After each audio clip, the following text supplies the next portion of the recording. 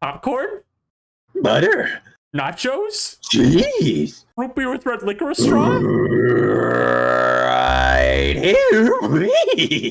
Hello, everyone. Welcome to Ready to Start the Podcast, at least the 78th most popular animation podcast on YouTube.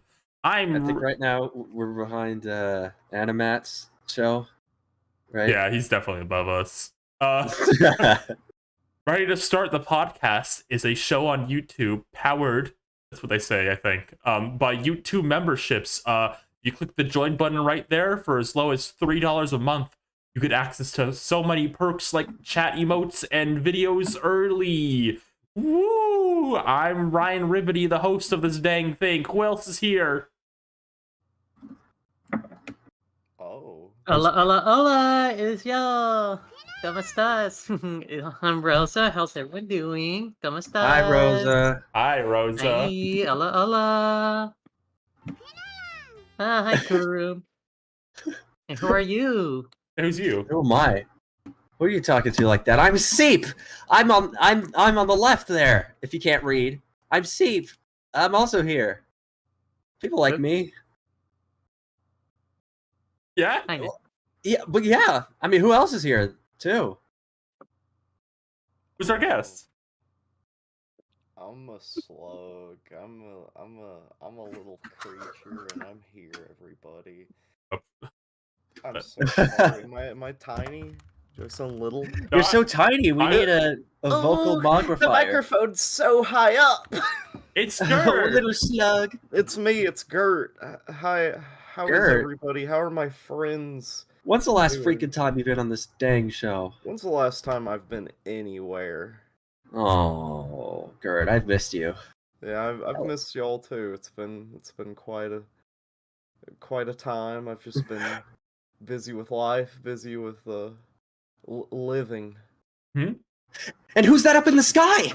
Yeah, dude, What it's is that? him. The strange vehicle I see, soaring the skies. Every episode, huh? Every episode we have to shame you for the Otis plane. I'm just not shaming you. I'm not shaming you. I'm just looking up in the sky. What is that up there between the clouds? Parting its way through the beautiful blue. The Otis Sorry. plane. Yay! I am not Gun. I'm Giant. That's what we're talking about. I'm not We're very talking about the Otis plane, Gert. What if Otis There's plane a- said that? There's Yeah. a lot of things that I probably need to learn about y'all's podcast. We got our first super chat of the night. Can you crash the Otis plane into the water? Anything for you, valued chat member. Ryan's playing with her toys. Goodbye, That's Otis Plane. So just real quick, we have some new formatting. You might have seen the update video. Everyone on screen tonight bringing one topic of their own, one like news topic, and one thing they played or watched this week. We're gonna do the news topics first, and the things we played or watched afterwards. What kind of news? What do we talk about? Like politics? I said we here on the show we cover Probably not that right now. Okay. we cover animation topics usually, but we also go into video games sometimes, and maybe something else every once in a while. We're all little dorks here, so we like our video games, Sonic the Hedgehog, Super Mario Brothers, guys. But anything your nephew likes, we'll talk about. anything your little brother plays, that's what we talk about. So anyway, I was reading the Wind Waker Prima guide the other day, and I learned something really cool. What kind of voice is that? I don't know. I'm just the guy who reads the Wind Waker Prima guide. Aren't Like, like the Prima guys like infamously like incorrect? Infidelis. Like the Yeah. ones I remember in the Paper Mario, the Thousand Year Door guide. I remember it having like a thing that was just like who's that dude who used to do like all the like the exercise videos, and he's just like What are pump we it up. talking Richard Simmons. But yeah, yeah, there's a reference to him in the Paper Mario: The Thousand Year Door Prima Players Guide. Wow. This is I never my would have thought that would be in the Paper Mario: The Thousand Year Door. it was just Player's like Guide. it's like do your best Richard Simmons impression. Get skinny. Oh my And God. then it's like, you know, your Do paper. they still make those? Are they allowed to make No, those anymore? they don't make Prima Gads anymore, I'm pretty sure. Actually, it wasn't a Prima guide. It was an official Nintendo Power Guide, Wow. which I guess are a different thing. All right, Yeah, I guess. let's get into our first news topic. Okay, Ryan. So, No! oh my God. Sorry. Oh, and there it goes. There we go. Now, That's great. That's just Fine- great. It's a It's- fine china. it's only half counts as news, because it was revealed later, did any digging, that this just wasn't anything, and this is something people were making up. But I want to talk about it anyway to get mad about it for a second. Okay. People were spreading the hypothetical that the creator of Doug was pitching a Doug reboot, where Doug would be an older man with kids, and it would be about a grown-up Doug and his kids. Now, problem number one, Doug scores in this reboot, and I have a problem with that. That is Yeah, that is a big problem, isn't it? That him having a family in general. Yeah. I when I first heard that news, I immediately was like, that's not gonna work. Because who cares? Who cares about like his like family life, right? What do Doug's parents look like? Do you know? Can you like picture Doug's parents in your head right now? His dad has glasses, I'm pretty sure. My I'm dad has looking- glasses. I don't know too much about Doug. I'm seeing a green guy. Is it about him getting bullied? Is that the main thing? That's with Roger Doug? The great- Klotz. He's the best character because he bullies the horrible Doug. Wait, what does he That's- sound like? Is he like? Oh, hey there, stinky Doug. Is that his voice? I also like this guy in the back, and not to, you know, recycle back to my stupid Wind Waker Prima guide joke, but this guy in the back who's blue on the skateboard literally looks like a Redead from Wind Waker. He looks like a Redead from Wind Who? Waker. Can you post a picture of this so Yeah, I can yes. understand? It's Doug's blue Okay. friend. Oh, Skeeter Yeah. looks like a Redead Peter. because he's like a He looks- zomboid. He's a little bit zomboidish. Now, I need to stress before we get any further in this is not happening. This was a news topic people made Really? up. There was no Aw. Doug reboot coming. The Doug creator has like talked about the idea before. He has not pitched it to my knowledge. There is no Doug reboot coming. So this entire segment is us going to be getting mad at a hypothetical Doug reboot people made up. I see, Man. so Doug isn't real. He's not coming back. I wish this Oh. was real so I could like tear into it and like show the writers' names on the screen. You know? Yeah, so you could be like, these guys are the ones responsible for this, okay? I'm talking, this is crazy, y'all. Your Write letters. childhood is in crisis, and it's because of these individuals. These wokists. These wokists. I just, Why is Skeeter so? I'm sorry. Yeah. He looks awful in this picture. They like use the same paint as the dog, so he does look like a Redead. Doesn't he? He like looks like the guys with like the ones, specifically the ones from Wind Waker. They're like blue. Yeah, he's like a Halloween beast. Pretty fucked up. I agree. Can I ask a question real quick? Just an honest question. Yeah. Wait, Rosie, you're a bit away from the mic, just so you know. is that your question? I just wanted to let her know. Would anyone alive ever in history of ever interested in a Doug reboot where he's an adult now? No. Does anyone care what happens to Doug after high school whatsoever? I mean, I was guess- kind of thinking like, I feel like for a Doug reboot, you would want to like, you know, maybe bump him up a few grades, right? That makes sense to me. Like, I wouldn't watch it, but What changes would adult Doug have compared to his child self? I Would he have think- a beard. No, I think he'd be the exact same. I think he'd look the same but taller. I think he'd do all the same things he did as a kid. Like he would like be at work. Oh. He'd be at work, and like Patty Mayonnaise, who has the same office job as him, is there, and so does Roger for this reboot. They all work in the same office to make it easier. I do like that. I like the idea of an eternal, just like Stay for Doug. Like Doug cannot change. I mean, it's kind of sad, right? It's like Han Solo in Star Wars Episode 7, where he's just wearing the same clothes and stuff, and you kind of feel bad. Is that how they He's so did him? old. Like he's just old now, and he's Yeah, wearing the he's same still a shirt? Chewie. He still like goes into like spaceships and steals them and whatever he does. Okay, But but he's like, just really old. I had to pitch my idea for an episode of like, so Roger Klotz, the awesome bully green guy, gets a promotion. And then Doug's Okay. like, "Oh, I hate Roger." And then he has a Quail Man fantasy sequence as an adult of him beating up like Roger, and then like his boss in the show like is like, "Thank you for saving the day, Quail Man. Here's a promotion." And then he starts Oh cheering, well, no.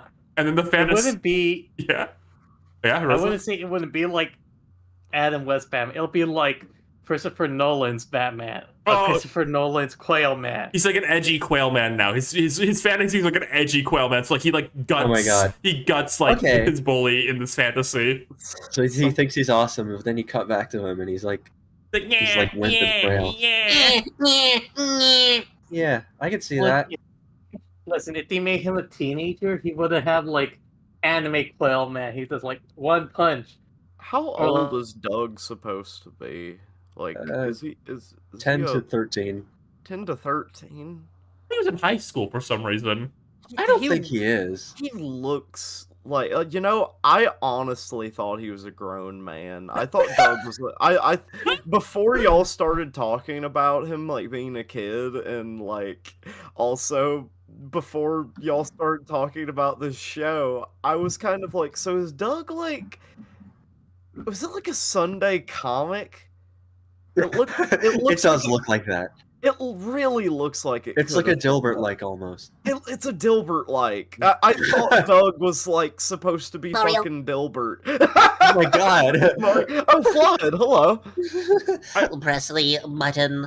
One time I swear I heard Flood talk to me in a deeper voice in that game. I swear What? to fucking God it happened.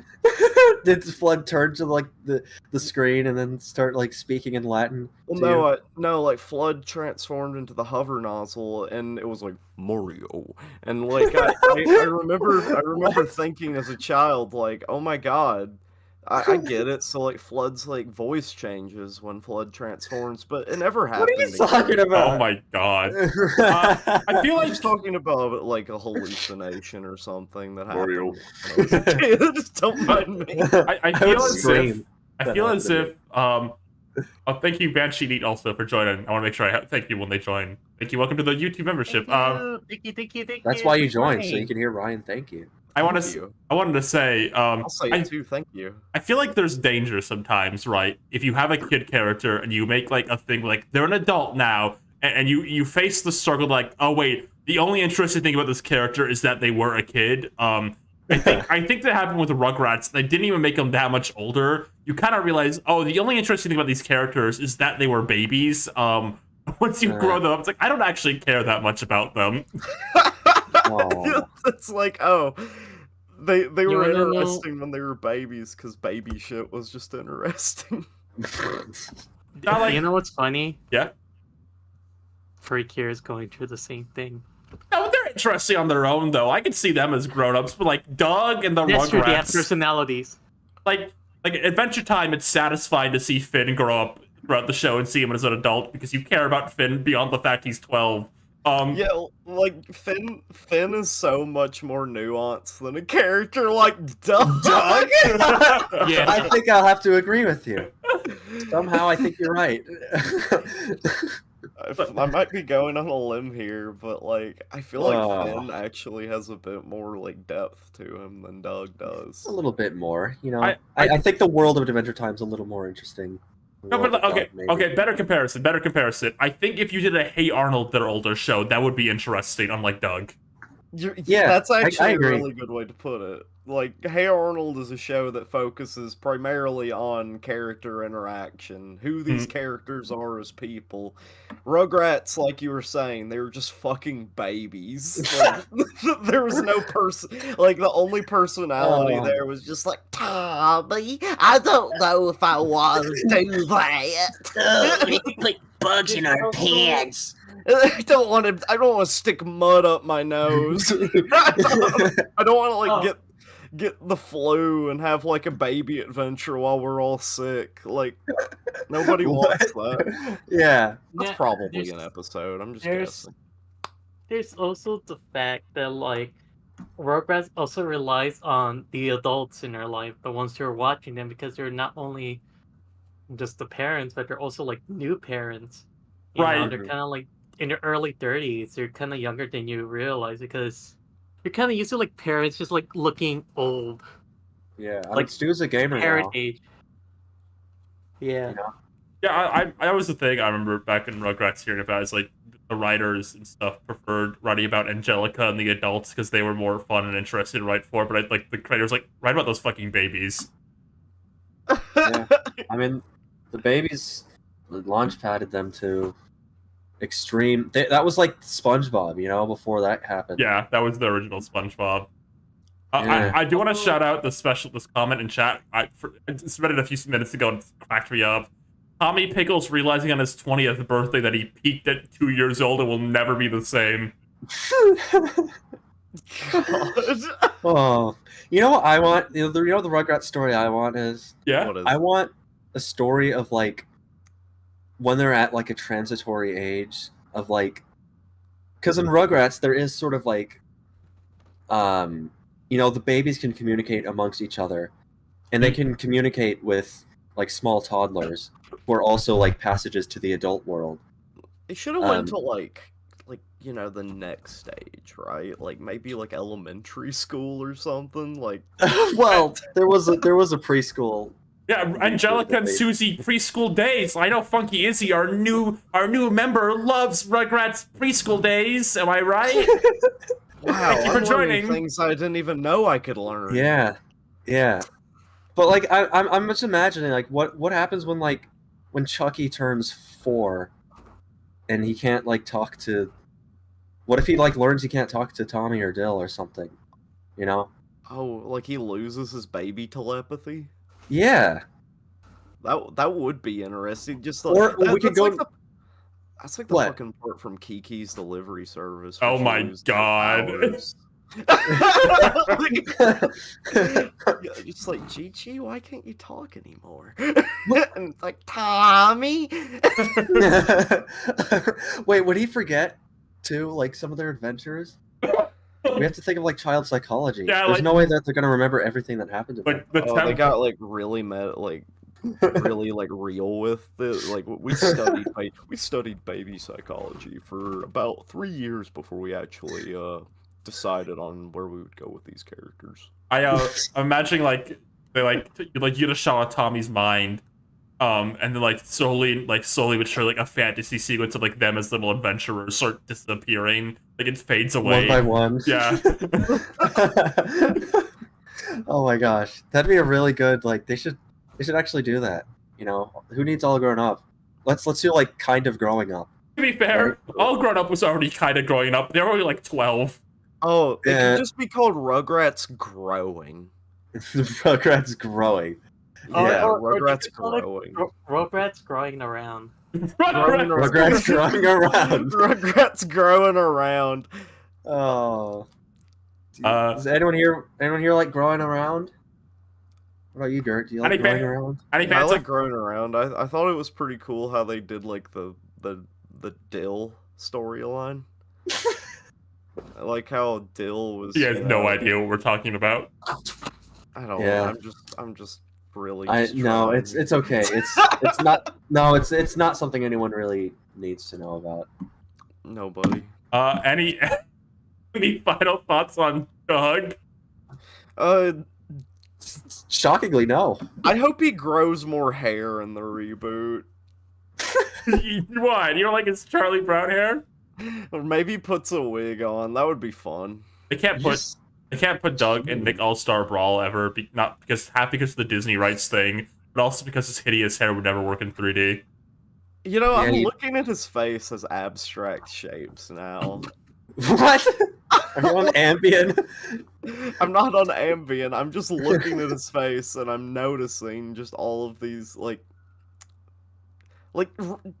bear with me, y'all. Just look Okay. at Doug's face and deconstruct it. Don't see a face. See like lines and curves and like see line. See shape. This is some like new age stuff you're doing. Is this like a Doug art installation we're at right now? Can you imagine just like a big fucking 12-foot painting? It's not even like- of. It's just You the know- shapes on his face rearranged. That's Rosa. So I was gonna say, this is like how Count Dooku was asking Yoda to like dwell in the dark side for a bit. Well, on the Doug side for a bit.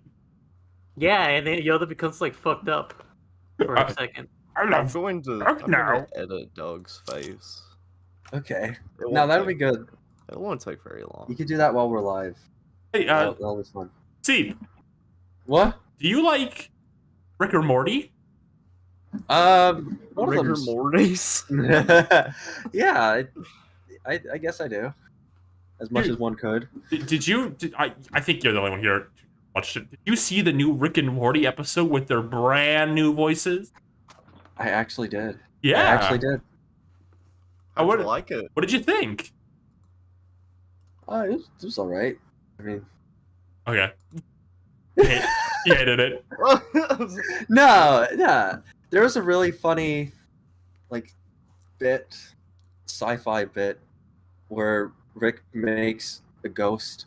He like synthesizes a human and then gives it unfinished business and then kills it, and it's like a robot ghost hologram. That was pretty funny. But yeah, no. Rick and Morty's finally here. The new actors were revealed since we last went live. How do they look? I mean, how do they? How do they sound? look? Yeah, how do they look? Do they look good for the role? Do they play the roles well? Yeah, well, so it's two guys. It's Ian Cardoni and Harry Beldam, who play Rick and Morty respectively. Harry Beldam. I'm thinking of the Beldam from Coraline. And yeah, they just had their first episode, and they're pretty decent. I mean, Morty wasn't in the episode that much. Oh, really? He has a few lines at the beginning, but there's a lot of Rick we got. They really yeah. wanted us to get used to Rick's voice, I guess. I guess so. Well, I mean, they. I hear they're basically indistinguishable and better. I mean, it is like you can if you've seen the show a lot. Like, the more you hear them, you can pick out differences. But it is. I did say last week that it sounds about as close as you could hope, but from like getting new people. They also talked about it. I know, like a director on the show and like Dan Harmon or something. They talked about how they went through like thousands of auditions. Thousands of Rick and Morty impressions. Imagine Yeah. that. Imagine that. That sounds like fun. I could do that. Realistically speaking, how many YouTubers auditioned do you think? Man, I have to imagine. Well, I don't know. They said they didn't really like publicly announce it, so that they wouldn't get, I don't know, a bunch of jokesters. You wouldn't get a bunch of Twitch streamers 4 years ago who did the Rick and Morty voice back when the show came out originally, and that was like their one joke for the entire year. Yeah, but I wonder. Like, there's that guy on like TikTok or whatever who's like really good at it. I wonder if he auditioned. I don't know. They talked a bit about the process, which I thought was interesting. I feel like there's been a lot of news about like recasting voice actors lately. We'll talk about some more later. Yeah. And they talked about how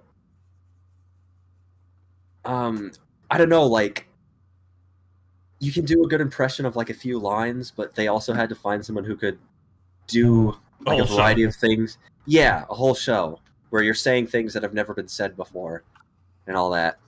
And yeah, I don't know. It was interesting. Yeah, I mean, I'm looking forward. I am pretty glad that it's two different actors. I I think they just did that because they talked about how, Roiland did a lot of voices on the show, and so having, it would be a lot to ask of someone, just one single person, to do all that. So I think that's good. I think that's going to be interesting. It's an interesting difference to have, instead of just like one guy talking to himself for most of it. Yeah. Yeah.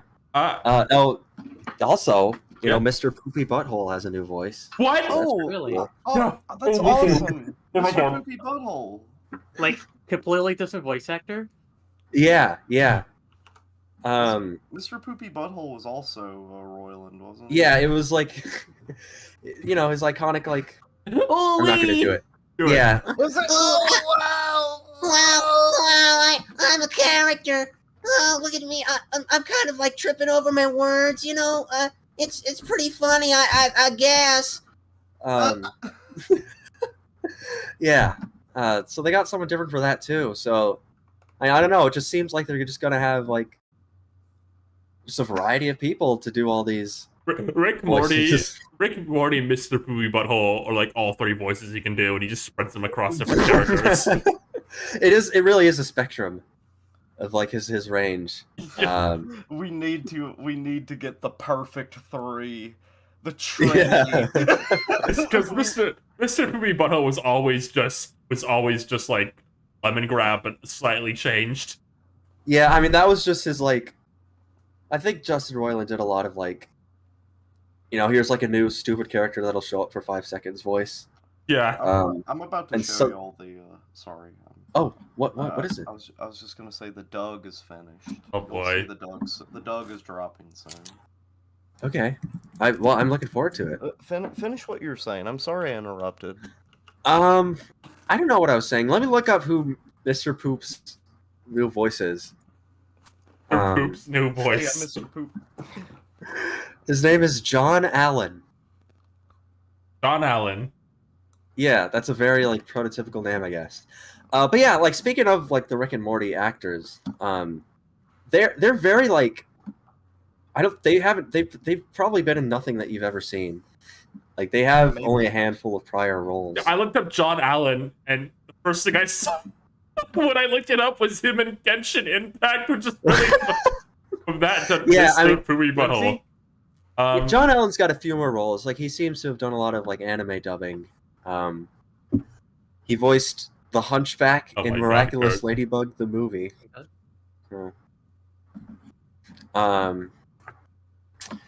But yeah, I mean, I don't know. We'll probably touch on that with Mario too. How That character? Do you guys like who is it? Oh yeah, Rosa plays Genshin. She probably knows. She's probably heard his voice. She's probably heard the new poop. made Oh, I this never seen face. that character before, but I The new only Pooh. ever seen that character this I just never heard it, but like, oh my god. Okay, Gert, I wanna say something about your dog. I'm putting it on screen right now. You've made like an Adventure Time season 1 NPC. I used only Doug parts. What? Like it's a custom like. Yeah, he's kind What of do like you- a Mr. Potato Head if you look at him. Look at all his. Is a 100% authentic Doug replica using only Doug parts. It's my own custom design. This is my own custom Doug. I made him out of old spare Doug parts. I really can't help seeing like a little smile on this face. Like the tiny one at the top. Yeah. I'm seeing that now, Yeah. and like maybe the bottom is like a chin. That's what I'm seeing too. Oh, I see. I like that more than my original intention because I was thinking like a snowman. Oh, like a pointy like Yeah, nose. Oh, Like a I see stick it. nose. I see it. but it doesn't really work for like Yeah. the way that Doug's nose normally is rendered. I like the idea of that's just he's just moving his face. I see what you mean now by him being like an Adventure Time NPC. Can we do a poll? Like the Does he? tiny upper mouth or snowman stick nose. Okay. I would like to know. Make me say I'll do that. This is a very like interesting like examination. And that's what I mean by like Doug being like very abstract. You see? Yeah, I'm back to Doug for a second. back to Please. Doug for a second. Look at how abstract his face is. We're all seeing different things. I mean, it really is like the most minimal requirements for a face. Yeah. I wonder if you could draw Doug's face with one stroke. Doug Wonder's new art style is so refreshing. Do you have anything else you want to say about Rick and Morty? Doug Wonder. Yeah. I mean, I guess not really. I mean, that's just an update if you're wondering. Who plays them? Morty's voice actor was in a Christmas TV movie on Disney Channel. Pretty cool. So that's pretty cool. You know, I can close my eyes and kind of hear that, I guess. And yeah. All right, Rosa. Hi. This is all you. This is going to be all you, pretty much. I want to talk about your next week's episode of Precure, which is big news for you. The girls from Precure Splash Star are coming back, and they're adults. So they can drink and swear and kiss on lip. I don't know. What adults do? That's gonna be cool. Drinking. What are you thinking, Okay. Rosa? What are your feelings? I'm kind of nervous. Okay. Okay, so as we talked about, this is what everyone was like super nervous about when like until the Precure was coming out. It was just like people were like nervous and like just seeing like one of them like growing up and just marrying some nothing guy. Sorry, Is just that sorry, real quick. Who's dropping things? I'm sorry. I'm in a very. Lights are falling. It's just no. I just have a very set of. Oh God, dang it. Okay, go on, Rosa. That's great. Okay, so like we're just very nervous about like the reveal of like What's just happening? like the reveal. What is it? It's just that like we get like people were nervous like one of the characters are like one of the characters Saki from the original Splash Star people were freaking out, like me included, because we saw her with a red ring and then it's like yeah, they can do whatever they want with Yes Five, but Splash Star, I mean, I'm scared because like it's kind of lame. It'd be kind of lame because like seeing those two going thick and thin, and like all that artwork by like the manga twin, it's like. I think to We don't more, wanna see that. I think to more concisely explain what Rose is saying for people who are new. You ever watched an anime before and there was a time skip, and they just kind of paired characters off randomly, heterosexual couples. That's what Rose is worried about with a character Yeah. she likes a lot from Precure them doing. That's absolutely a huge worry, isn't it? Because it's like, Yeah, I can see, I can really understand that now. It's like all the stuff that we could have just implied about their futures is just now like, nah, actually, she's with this guy, and he looks like he looks just like a piece of cardboard. yeah. And he's smiling at you like with this fucking grin. Yeah, that is Yeah, one of the shaky things about doing time skips. If it's like not a satisfying time skip, it's like, well, I guess this is the future for these characters forever now. It's kind of like Samurai Yeah. Jack, you know? Yeah, go on, Rosa. Even it was really bad for me when it happened to like Nichijou. They gave a time skip. Like they already gave a time skip in the original Nichijou, but they went even worse with like City, and they just gave Yuko a husband she doesn't really care about. Okay, yeah, to give more context to that, Yuko from Nichijou, you've seen Nichijou, Yuko's the main girl. She shows up in one of the creator's later mangas, married to like a character who you see pretty frequently, and it's kind of implied it's a loveless marriage. Yeah. demented. That shit And- happens. That's and it- that's an Ichijo. It also reveals that like Yuko's mom was also in a loveless marriage. Drop that on you. Oh. That's so fucking sad. Yeah, no, she had to marry because I don't know, because no, she just had to marry because she was a woman or something. It wasn't good for her. This is But why. yeah, it's kind of Go on. sad. But yeah, it's kind of just sad to see like, it's like you see her with the wedding ring. It's like, oh, come on. What is, maybe It's like- the fashion ring. We don't know. Like I know we're hoping it's just a fashion ring, because like I'm scanning the preview, looking deeply, magnifying glass 10 times, and I see her hand while she's working. It's like there's no ring, I have the ring. but I like am the ring. Oh, that's when while she's working. when Pee Pee and Poo Poo from the original show come in. They say, "I have the ring," and then Saki's hypnotized by her husband character because she's a spy in this one. And then Mai goes, "I have the ring," and then all the Splash Star characters start going, "I have the ring." And Nichijou goes, I have the ring. Nichijou is here too, of course. Oh my god. I wanted to Yeah. say this is why The Simpsons has the best time skips. They have like 9 of them, and it's just choose whatever one you think is real. That's the real one. It's done like Yeah. 9 of them. Or now. try to figure out and put it together.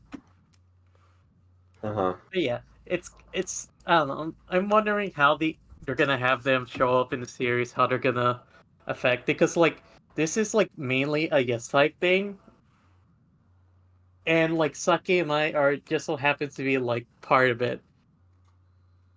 Sucking and die. Sucky and die. That's not very nice. Yeah, sorry. I've Sucky been and die, more like shitty and fuck.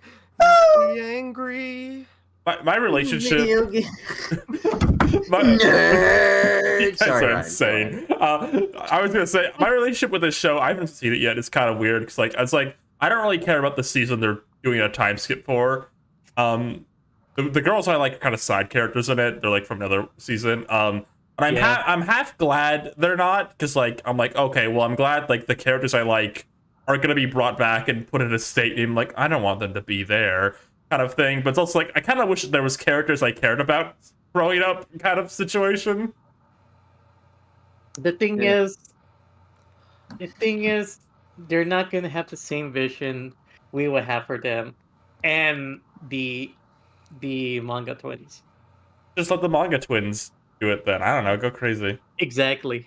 But The also, manga I twins? think the The manga twins.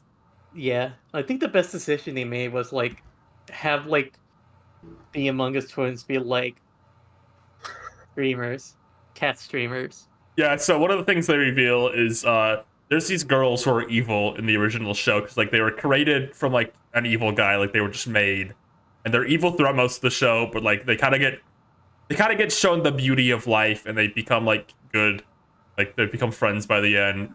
And in this time Yeah. skip show, they are now VTubers. Just really Yeah. funny to me. Imagine if like you were created from evil, learned the beauty of life, and then like 20 years later, you're like a cat girl on YouTube. That's man. That's probably how our lives are gonna be. What? Not exactly like that, but things change. I mean, I blanked out for a second. Are we gonna be in loveless marriages? We No. could be, but loveless marriages can end, and loveless marriages could also become That's true. loving marriages. You know, BoJack. When you get knocked down, you just get up again, man. What character is this? Which BoJack character? It's the one who's like, you do the hokey pokey, then you turn yourself around. Yeah. Is there just like Wow. a dude who's just like, you just gotta go with the flow, man. You're just being a fucking bitch, BoJack. You need to. It gets easier, Who man. was that? Who was that? I mean, young and Gert, in- you don't even know. You haven't even watched the show. That's the character in the show. Oh yeah, you're right. There's so much that He's a Breaking Bad character in the show. He's a It's Breaking the same Bad one. character. That's He's played funny. by Jesse Pinkman's actor. Really? Is that true? Yeah. You're not fucking. That's with actually me? true. Yeah, Yeah. that's one of his biggest Dude, roles. I love that. Rosa, are we in a zoo right now? What was that? Was that a platypus? No, that was Donnie. The soundboard. Donnie? Yeah, you know when Oh. he cries. Yeah, when the Ninja Turtle Donatello cries. Oh, you oxygen! Get out of here, wolves! You. What are we talking about? But yeah. Wait, But yeah, I wanted to say like Donnie. I'm interested in like what story they're going with because they're gonna focus on like the issues Mai is going through, and and there's so many ways that can happen.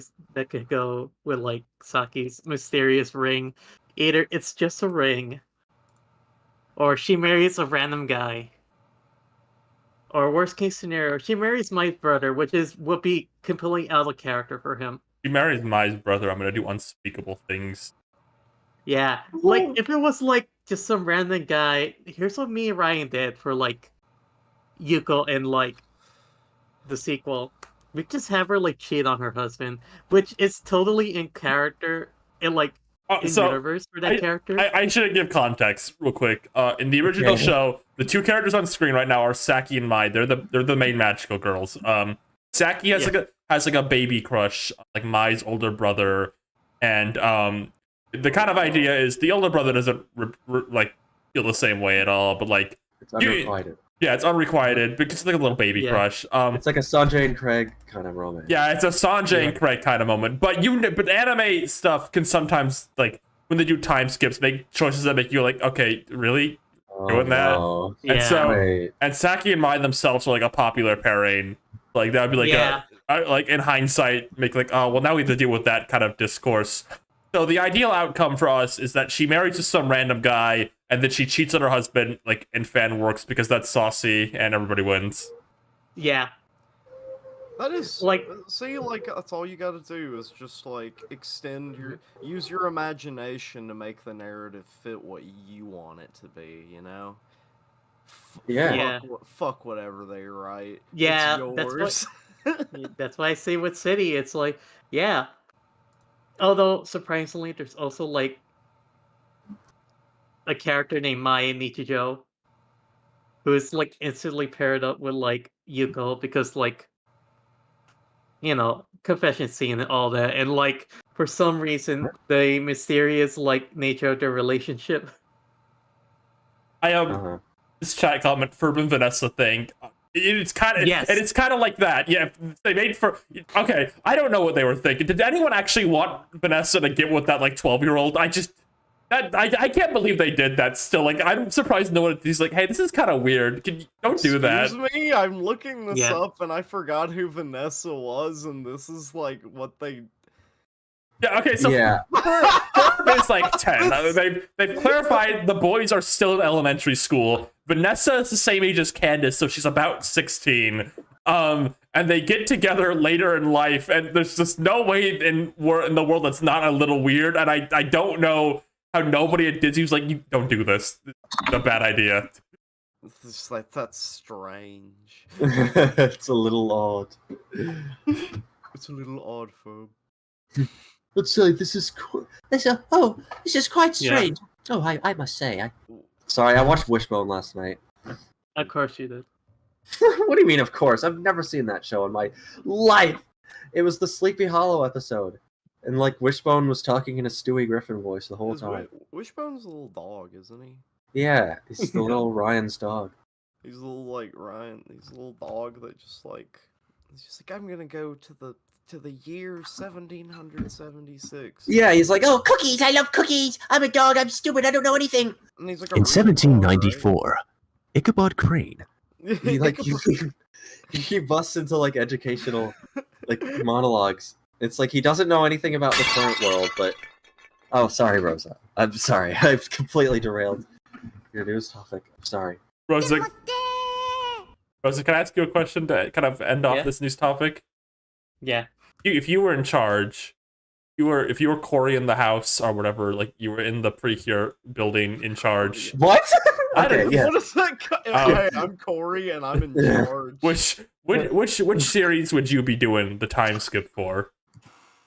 Ah, fuck. That's a big one, because, like, there's so many things to work with. I think in one regard, I could do a continuation with like Kira or Free Kira, because they already have the time skip and they already established some stuff. And like I kind of want to go over them and let like the twins handle like the Ikari and the Kira stuff. And like as a treat for me, I'll do like the Himari and Aioli stuff. And then as a treat for them, for our good friend, shoutouts to our good friend Luna, who draws like Butch Freakier art. I'll let them handle like Ichika and Seal. Okay, so you're gonna get your friends on this like a YouTuber. What? I Yeah. don't know. Okay, you're forgiven. All right. I mean, that's like the safer one. I could do Tropical Rouge, but that's gonna be so depressing if you had to think about like everyone else's mortality compares to Laura's. Uh-oh. All right. That sounds pretty cool. Hey, Seep, What? can I ask you a question? Yeah. Do you like Sonic? What? No. Yeah. Did you like Yeah. Sonic Superstars? I actually did. Okay, tell me more. Tell me more. You're the one here who's played it. Okay. Yeah, so this week, right on my birthday, pretty much. Ooh. Can we get a birthday hat on me? Yeah, right hold on. Yeah, the newest Sonic the Hedgehog released. Yeah, for all platforms, I guess. So, Yeah. made by the same people who did Sonic Mania, mostly, isn't it? No. No, it isn't. It actually isn't. You wanna know what developers were on this game? Yeah. The people behind Hey Pikmin. What the fuck? And Valid Wonderworld. Oh, yeah, Partially. no. Oh no, I mentioned it. Hey, pick but- coming to the Nintendo Switch. But yeah, I guess as like, I know I should have like written down a very concise timeline of this, but basically this is the first fully 2D Sonic game in a little while. I mean, Sonic Mania was like 6 years ago. 6 years ago now. Oh, that's crazy. I that was one of those games that kind of felt like it was always just like, oh yeah, it came out like 2 or 3 years ago. Not- Yeah, I get what you mean. I guess it's just kind of stuck with people. Yeah, but I feel like when Sonic Mania came out, right? This was years ago. I feel like it didn't take long for people to sort of like take it for granted that they'd do another one, right? But it had actually been a while. I don't.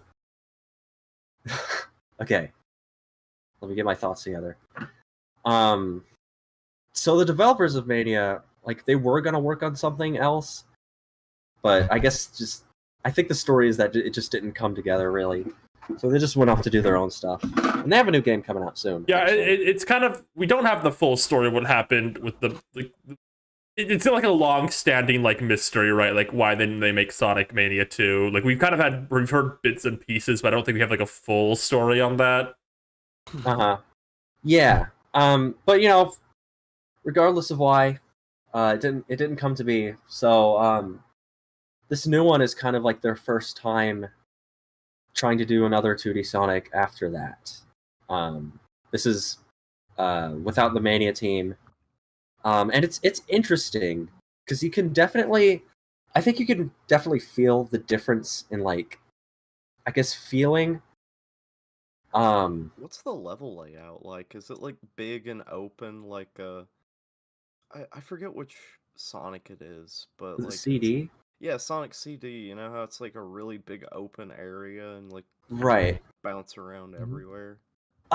It's kind of, so this. I think a lot of the level design was handled by Naoto Oshima, who he's like one of the. Happy Oh, birthday. thank you. Oh, thank you. Yeah. Happy birthday, Steve. Yeah. But yeah, this was the first game Naoto Oshima's been involved with since like Sonic Adventure. I think he's kind of like one of the original. He's one of the original people that kind of brought Sonic into what it was when it started out. I think people will credit him to that. The other one being, oh, who was it? Who was it? I mean, who was? The other being the guy at the hat. The man in the white hat. We'll call him. You're making the white hat. You're making him sound like this is the name of like a Studio Ghibli movie, like the man in the white hat. Man in the white hat. It's like a guy that you only have like a memory of, and it's like your memory is very just like you see him like from a very like a child's perspective. You see like him walking out the door, and it's like that man.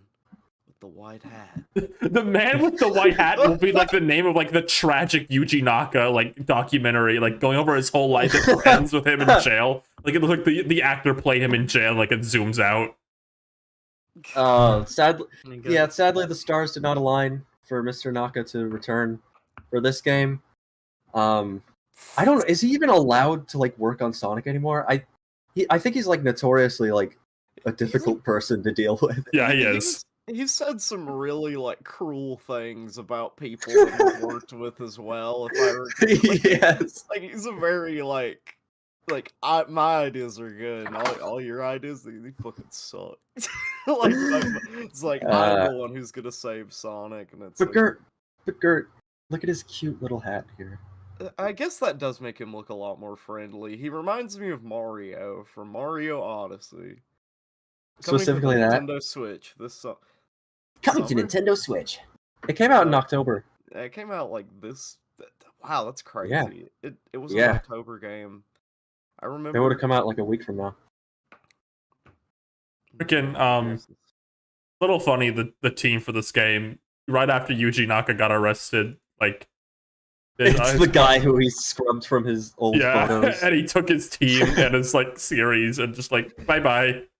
Scott, the fucking picture of all the people like scribbled out, and it's just him, and it's just like it's like the picture of Metal Alchemist, where like you can't see like Edward Elric's dad.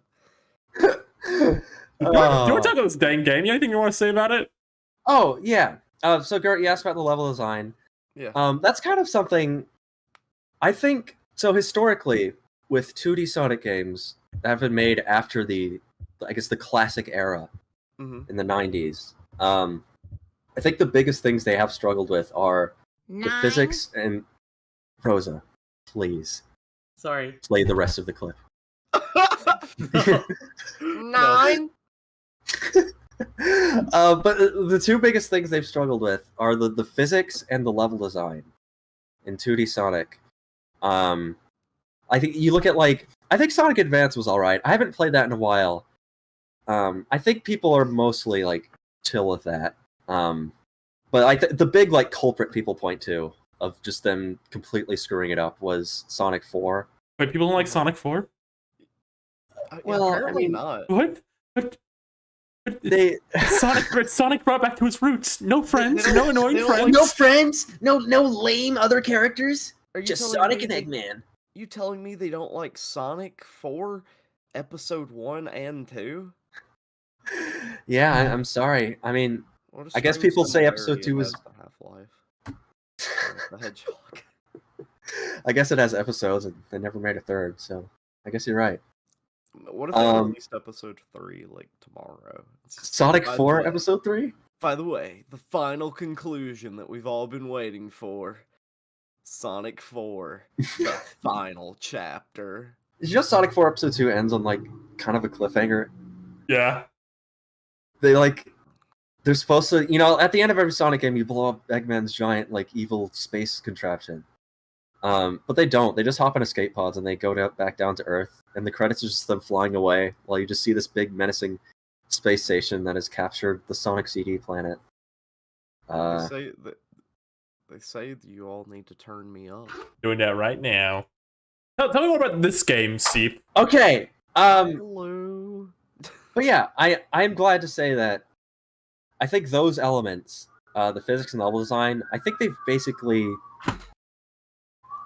I don't know. It's like pretty perfect, I guess.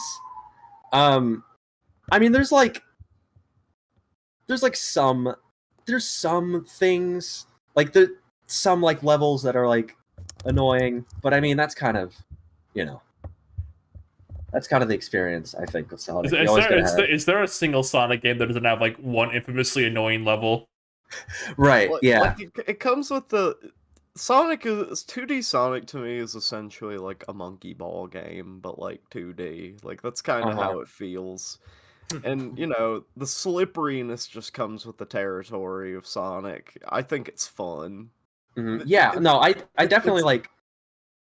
No, I really enjoy it. I think the levels do a good job of like utilizing the physics. Like I think something people criticize about like Sonic 4, and I think even in Generations and stuff, is that like the movement doesn't really guide the design isn't like informed by the way you move, I guess. Like there's a lot of like springs or like dash panels that sort of automatically make you do what the game wants you to, I guess. Right. But this definitely has moments where it's like they let you use your inertia. I'm trying not to use the M word. Sonic fans love. Use the momentum. It's a momentum-based game. But yeah, there are moments where it's like, I don't know, really satisfying, and it feels like levels kind of built around how you control, which is nice. And yeah, I was gonna say go on after this. I was gonna ask you like your opinion on some of the dicier things I've heard about this game that have like discussion wise. So one giant point of contention with the game I've heard is I don't think anyone said it's okay. Maybe a few people have said it's bad. But I think I've mostly heard mixed. What do you think of the soundtrack to this? Right. Honestly, so this soundtrack was. Comment. This has like, I don't even know how many composers because I haven't beaten the game yet, so I haven't seen the credits. But there's apparently a lot of different composers. I think most of them, most of the songs in this game are like pretty good. There's a few like things that I think are gonna be stand out as like classics. I like the second level of like the water temple. I think that has good music. Yeah. And it's kind of interesting. You kind of get a variety of styles, and I think for the most part that does work. But there is the one thing I think everyone was kind of worried about is Jun Sonoe, who was a longtime Sonic composer, and he's made plenty of like classic songs that people love. But whenever he does like sort of classic Sonic styled music, he has a very particular style that he really hasn't deviated that far from since like Sonic 4 in like 2010. And yeah, there's a lot of tracks in this game. There's like a good handful that are sort of in that vein. I mean, I've always been someone who, like, I think I tolerate it more than a lot of people seem to. Like, some people can't even like bear to listen. Some people hear the drums like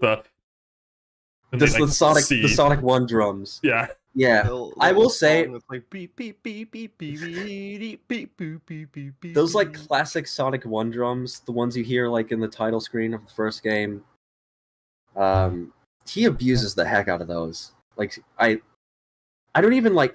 They sound cool, but it's like every single song. That's the only like percussive instrument he uses, and it's kind of distracting. It gets to a point where it's just like, okay, man. Like you even look at the classic games. I don't think all of them use that. I mean, I don't know. Like, I look at, like, Sonic 3, which I think he worked on. I don't think that had that much of that particular drum snare sound. I want to hear that sound. I want to hear what y'all are talking Just look up any song in, like, Sonic 4. Look up, like, probably, like, Splash Hill or something. I swear he uses it in every song. And yeah. I mean, I will say, like, I don't want to be too down on him. I think he's a good composer. I think the biggest problems are just like sort of repetitive instrumentation, sort of like I don't know, like a lot of his songs tend to blend together. It's kind of hard to get a good feel for them outside of they're just trying to imitate, I guess, a classic sound, but it's without using actual like samples from those games. I see what you mean. It kind of feels like he's just trying to feel like, remember Sonic 1? But like he's been doing that with like a lot of like his music for like a while now. Like Yeah, it invokes the feeling of, oh, this is classic, but like which is weird. I feel like this game in general, it kind of avoids a lot of that stuff. Like something I can praise it for is that I like how it feels like it has a lot of ideas. Like you compare it to Sonic Mania. I think Sonic Mania was great, but there was a lot of it was built on like past ideas. And they utilize those ideas in interesting ways. But I think it is a little like refreshing and I guess a little reassuring to see that they can think of new things that still like feel good, I guess. Feel good. But the music, the Jun Sonoe music, very completely still feels like it's, I don't know, stuck trying to be reminiscent without like fully. It's the Sonic, it's the music version of how like the physics were all wrong in Sonic 4, but it was like trying to be the same. All right. Where it's like you can tell what it's going for, but it's not quite correct. But aside from that, aside from that, the music was pretty.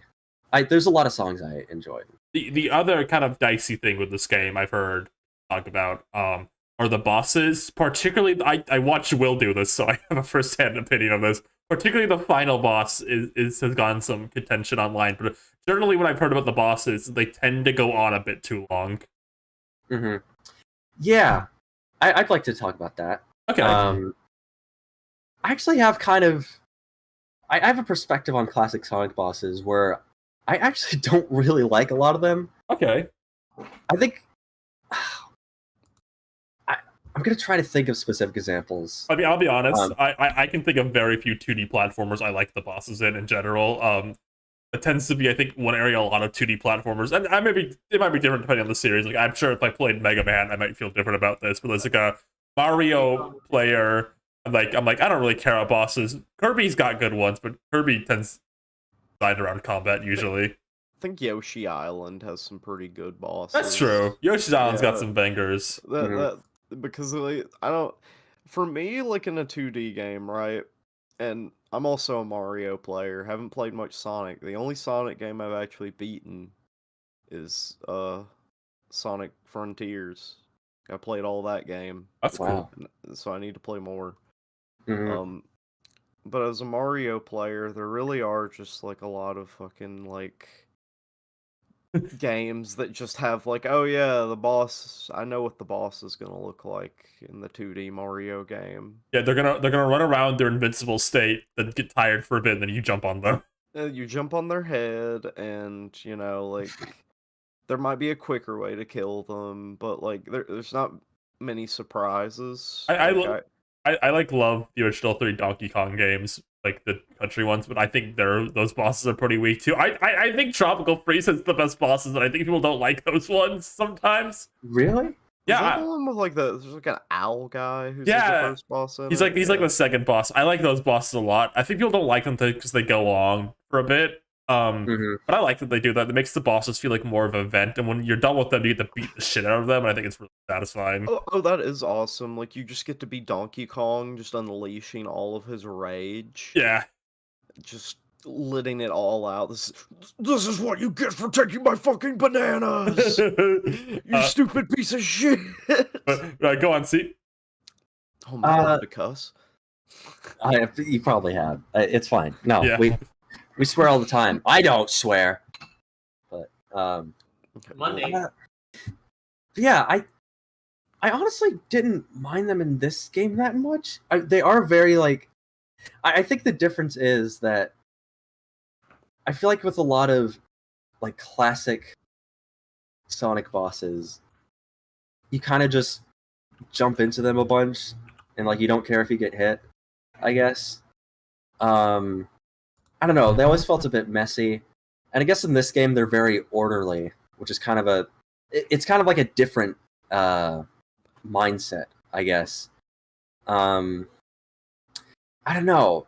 I'd probably have more opinions on it, like if I replayed the game more, because they're at the end of the levels, so I could see them like sort of being a drag, like if you just want to play a level.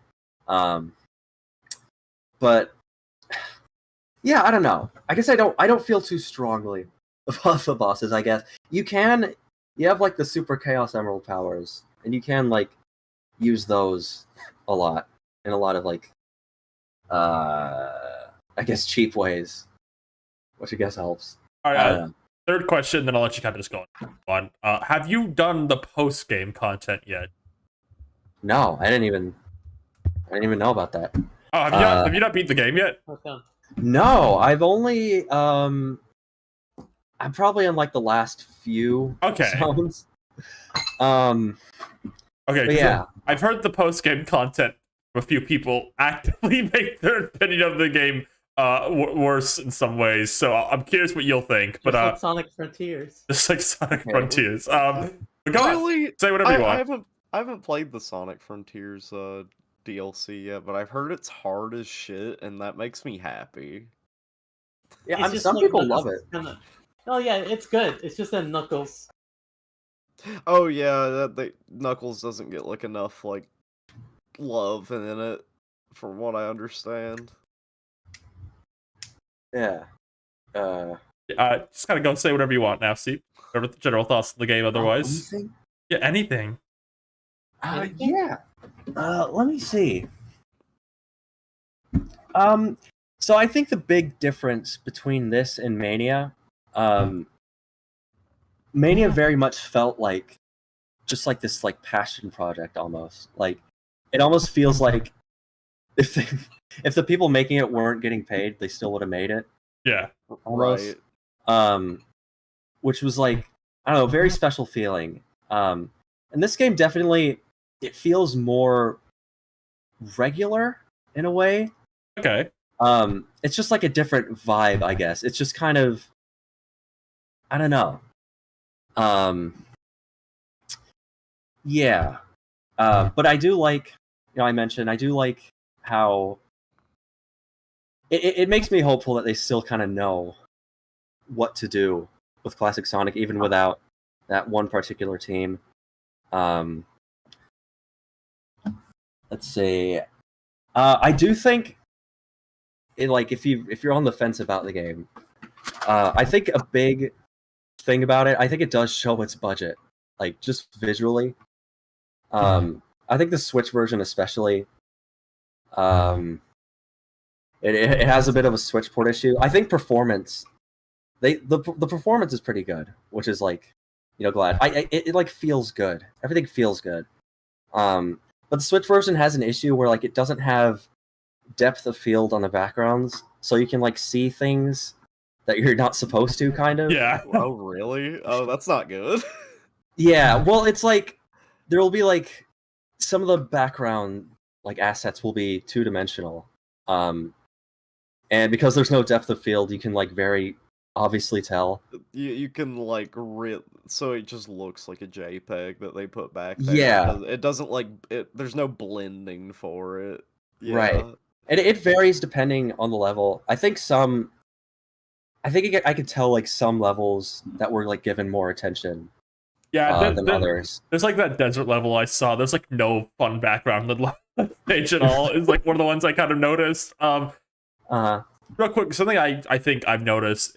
The thing about Sonic games is there's always going to be discourse around them in the fan base, no matter what. It's just a fact of life. But I think I kind of wondered if the discourse on this one we've seen, like people calling it a disaster, which it's not. At worst, it's like mid. It's like what you can call it, I guess, what the kids would say. I kind of wonder if that would be a bit different if the game was not $60. I think $60 the same week as Spider-Man and Mario, I think might be like kind of affecting people's mindset with this game a bit. It's a bit brave, isn't it? Yeah. Yeah. Like, most people are just like, yeah, I'll pay $40 for like a Sonic game. Oh, are you saying that, Rosa?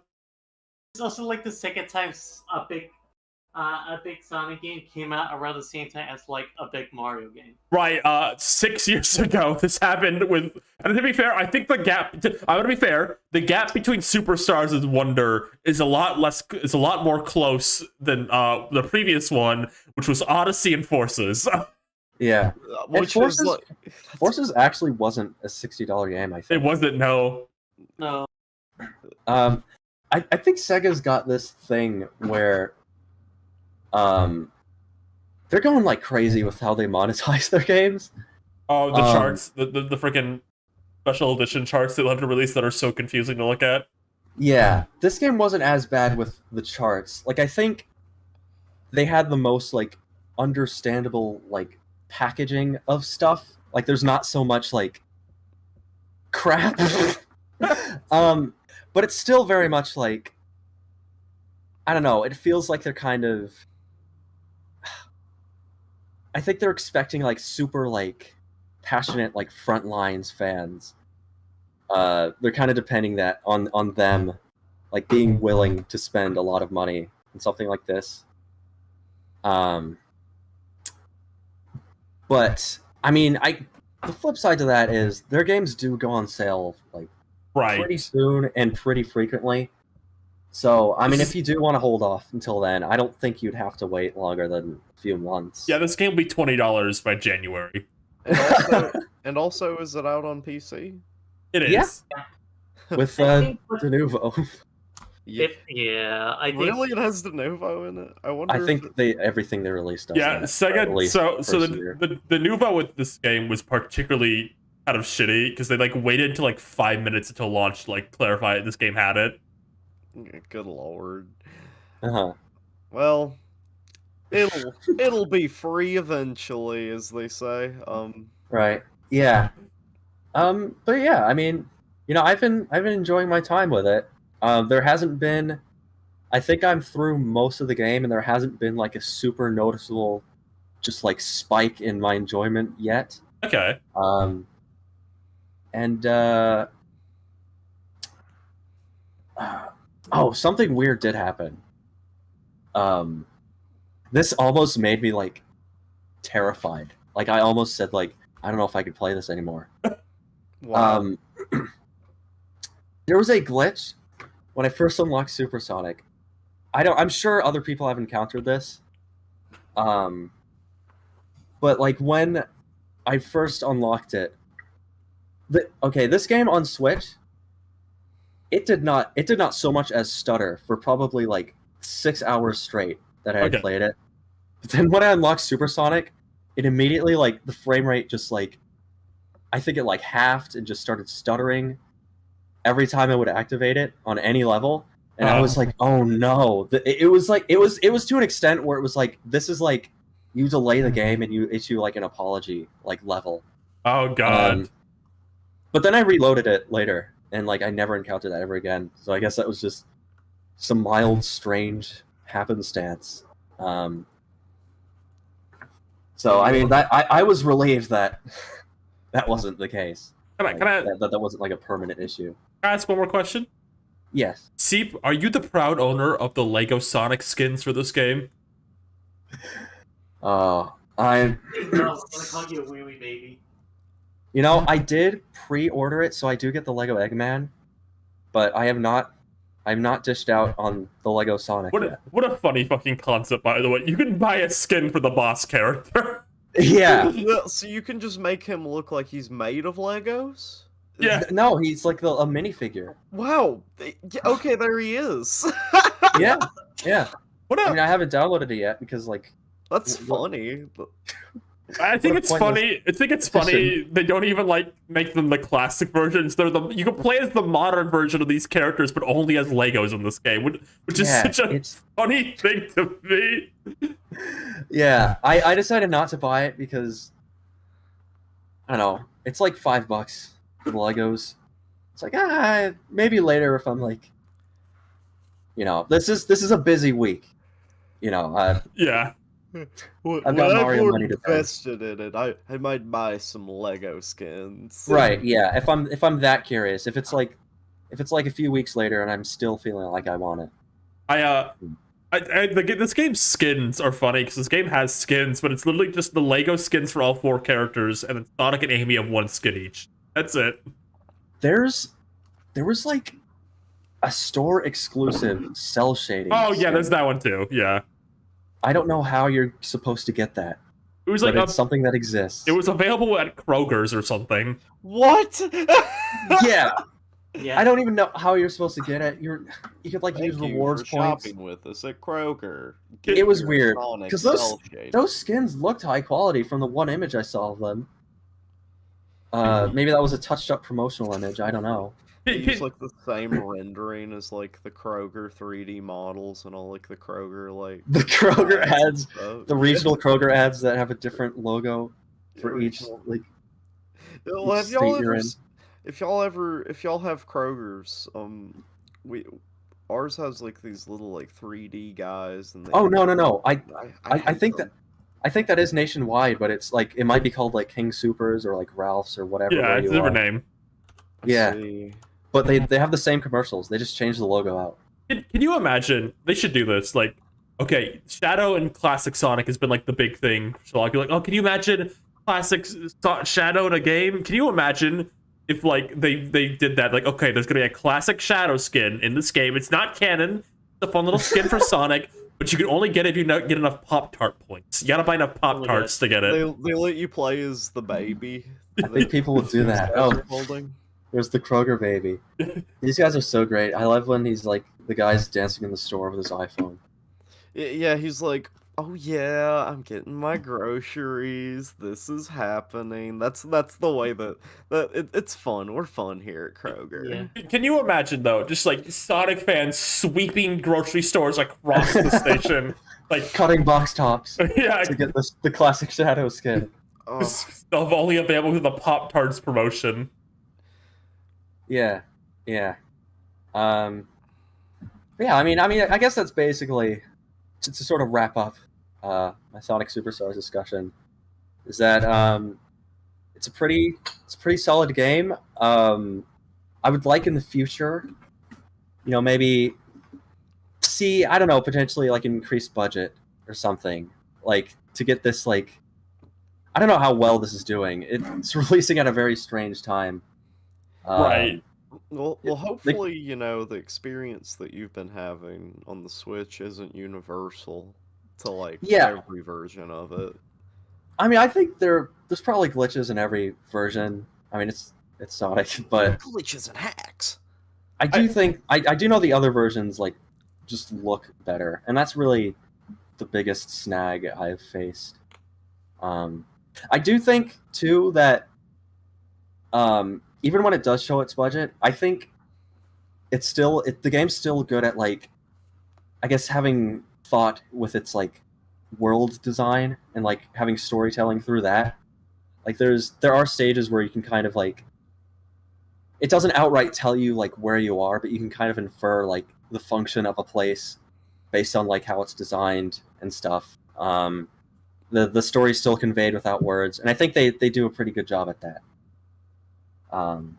So it's left me hopeful, I guess. I think with Sonic going forward, because this is maybe a weird thing to think about. Sonic is supposed to be like one of the big boys of like platforming, right? Like one of the big dogs, and I think to some extent, and this game's definitely good, but like I think there's this desire, like you see Sonic wanting him to be like not just like good, but like the guy kind of thing, and I think maybe that's a problem.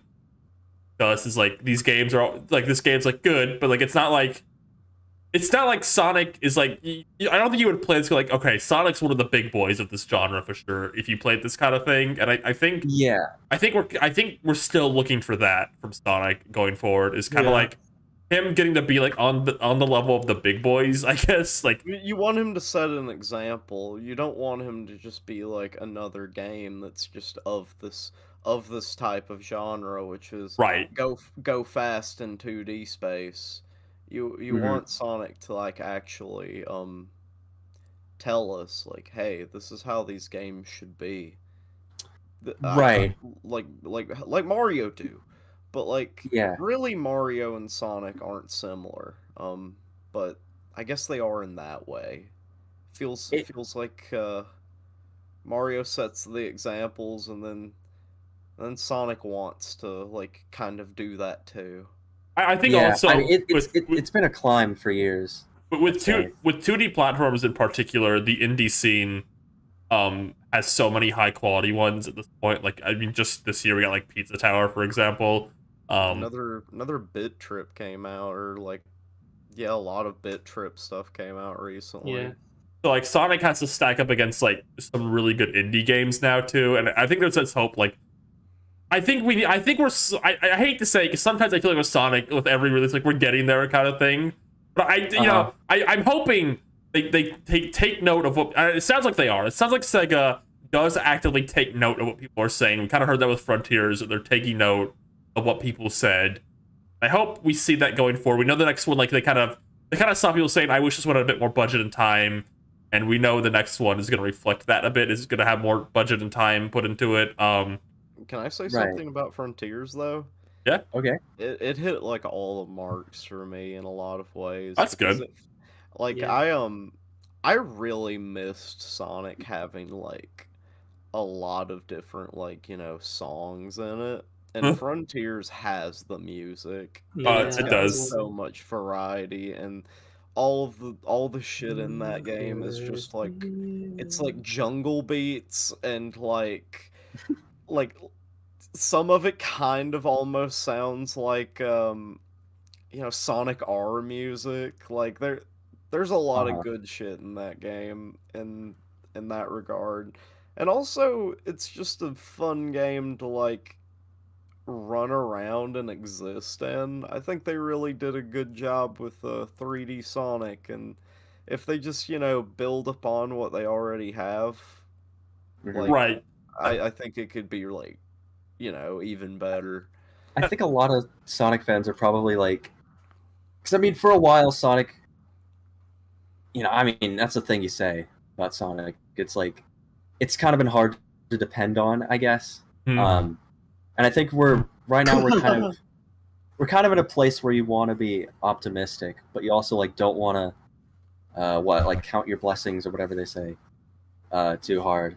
Like, I think people want to be hopeful right now, and it seems like there's things to be hopeful about, but like it's just on the people making it to I guess prove those hopes worthy. I believe in our blue boy, and I think he'll be the president of the United States. Mr. President, Sonic will be the president. My first act as president is Right. pardoning the man in the white hat. My first act as president is And in suffering. I'm imagining Donald Trump being like, "They put Eugene Hackett behind bars. Can you believe it?" Can you believe it, folks? This don't isn't want us- right. This is unfair. He made Sonic. He's his dad. The literal creator of Sonic in prison. I can't believe it. They don't like Tommy, the is that one button you? philosophy, folks. They don't like it. They say we want 2 buttons. We say hell no. We can't have 2 buttons. We want 1 button. Tommy, Yeah. is We that have to you? let them know. We don't want any of his friends. We don't want anybody. He's that little guy. He's my friend. He's nobody else's friend. Eggman, I hate that guy. He's so cruel. He's so mean to the animals. I would Let's do never... Rick and Morty voices next. Okay, alright, I'll start. Morty, we're not about that anymore. Rick. Rick. Marty, we're not about hating the Union anymore. We love it. We love unions. Morty, I love playing Minecraft. Minecraft episode, Morty. But I am Homer and I want a free Yuji Naka. Woohoo! Who gets to talk next? I guess it's you, right? I mean, Gert had Kitty. that Oh, one yeah, Gert, TV show. you want to talk about more to this than Rayman, but do you want to talk about Rayman's new cartoon he's in? I sure would like to talk about Rayman and how he's being used as a fascist talk piece. Yeah, go on, tell us about it. So I've been watching the hit new. I never can. It's like General Thunderfuck or something. What's the name? What? Captain What's the- Laserblast? Yeah, Laserhawk? Yeah, I've I been don't know. watching. Isn't Laserblast a I OKKO think it's character? Captain. Yeah. I think it's Captain. It's Okay. Captain Laserhawk. It's the newest Ubisoft's animated series. It's kind of a Dig Dug. Like Kind of a big deal. it's kind of a what am I trying to say? What? Oh, it's kind of a the Dig Dug. Mappy? It's kind of a Dig Dug Mappy situation. Ryan, what was that called? Mappy? 50 looks. That Yeah, cartoon. It was just called Dig Dug and Mappy. I think sure. I- Shift. It's just called Mappy, but it's from Shifty Look. Yeah. Okay. Anyway, it's kind of like that because like there are a lot of people involved with it. I don't know too much. They're just like internet creators. Like somebody was just like a smut artist, and I think they did like the animation, which is cool. That made me go, wow. You can get a job. Like it doesn't matter, but I'm so happy that this show exists because it's so bizarre, and I just want to talk about it. One of the main through lines, it's toxic yaoi. It's One of its main through lines? one of the main through lines, toxic yaoi. Okay. It's gay. I didn't expect that. I didn't expect anything when I watched this. I just saw Rayman in like a little video, and I was like, huh, that seems. It's like a universe, right, where they bring all of the Ubisoft properties together, but it's like really self-aware about how they don't use any of those properties, I guess, and like all of them just exist in the city that's just ran by like a fucking like evil like fascist dictatorship. Like they say that. They just say that in the show. And the main character is I'm pretty sure like the main character from that Far Cry DLC from like a long ass time ago, but he's gay. Finally. He's gay now. He's woke now. The only thing I know about this show is that in one of the episodes they use the same stock video game music that Cartoon Network used for all its Adventure Time promos. Really? Yes. If you've seen those promos, you know the song. I wonder when they're going to use it. Because I've only seen like the first like I think like 2 or 3 episodes of Captain Laserhawk. Things of note. Somebody mentioned him already. There's a frog, and he represents Assassin's Creed because I feel like the people who made it were just like, we can't use any of these boring motherfuckers from Assassin's Creed. So I want a frog. Let's make him a little frog. Let's I make do him the same. French. a funny little guy, and I thought that was a good idea. Fucking Jade from Beyond Good and Evil's in it, and they made her hot as hell. They made her hot as hell. I gotta talk about how hot they made Jade. Whoa. Can we get a picture of that? Yeah. Whoa. Yeah. Let's look her up. Wow. Wow. Son of a She bitch. sure is a looker. I got a picture, don't worry about it. You got it? Okay. Yeah. I was typing like an old person just then. Yeah. Go on, tell me more about this show, you cartoon. Well, it's really cool. It's got parts in it that it does that thing where it has a surprisingly well written story so far. I feel like I really like the dialogue and how all the characters interact so far. It's goofy. It's not afraid to be, like goofy, even though it's like kind of serious. Also, the last episode that I stopped at, the rabbits got involved. I did see the rabbits. I know the Rayman raving rabbits are in this. I know and they represent what they originally represented, which is chaos. I know the plot is Rayman comes from the universe they came from, and they ransacked it, and Rayman had to be like Rayman and his like world had to immigrate to this world, and now he's like a refugee, and people are like xenophobic towards him. They're like xenophobic towards him, but like he got like I guess he got like into showbiz, and then like people were just like, oh yeah, this little guy's actually kind of funny. I like this little guy, and now he just talks on the news and he just like kisses ass to the fucking government. I do know what happens to them later, and it's actually really interesting. Like it's been a show so far that's been like, wow, this is actually compelling me, and I thought it was just gonna be kind of like a sort of funny thing to watch, right? Yeah, that's really interesting because I feel like it doesn't seem like something people would, I don't know, be so happy with. Like I've seen a lot of like good praise of this show. Oh, You know?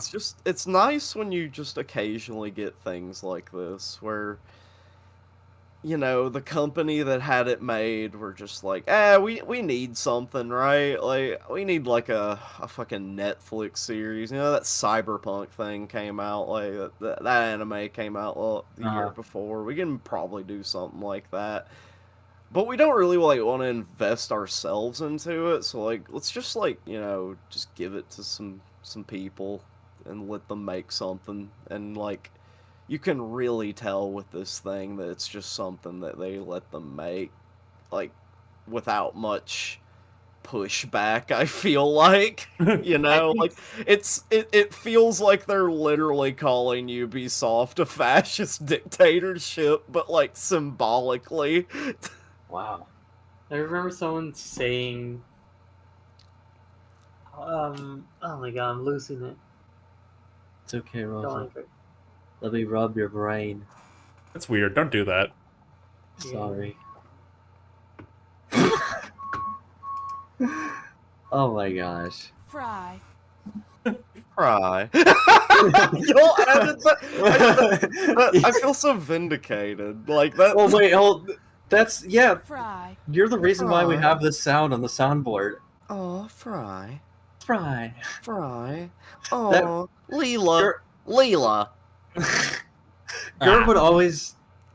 How would you would just say like, here's my like impression of Leela. Yeah. Fry. Fry. Fry. Oh my god, I was watching an episode of Futurama and like she gave a perfect, Fry. and I had to like clip it and put it in here. 'Cause That's so nice. That made me feel all warm and fuzzy. It's like wow. It's one of those moments where you're like, I'm present in people's lives even when I'm yeah, not you didn't even there. know it. These didn't people even have know it. heard Fry. like for like months now. Fry. Yeah. Fry. Hey, Gert, tell us about Rayman in this show. I think that's the thing people all want to hear about. You know, I Yeah. don't know. Is it a good Rayman utilization? I don't know so much about Rayman because we haven't had like a Rayman-centric episode yet. But Okay. from he acts like a guy.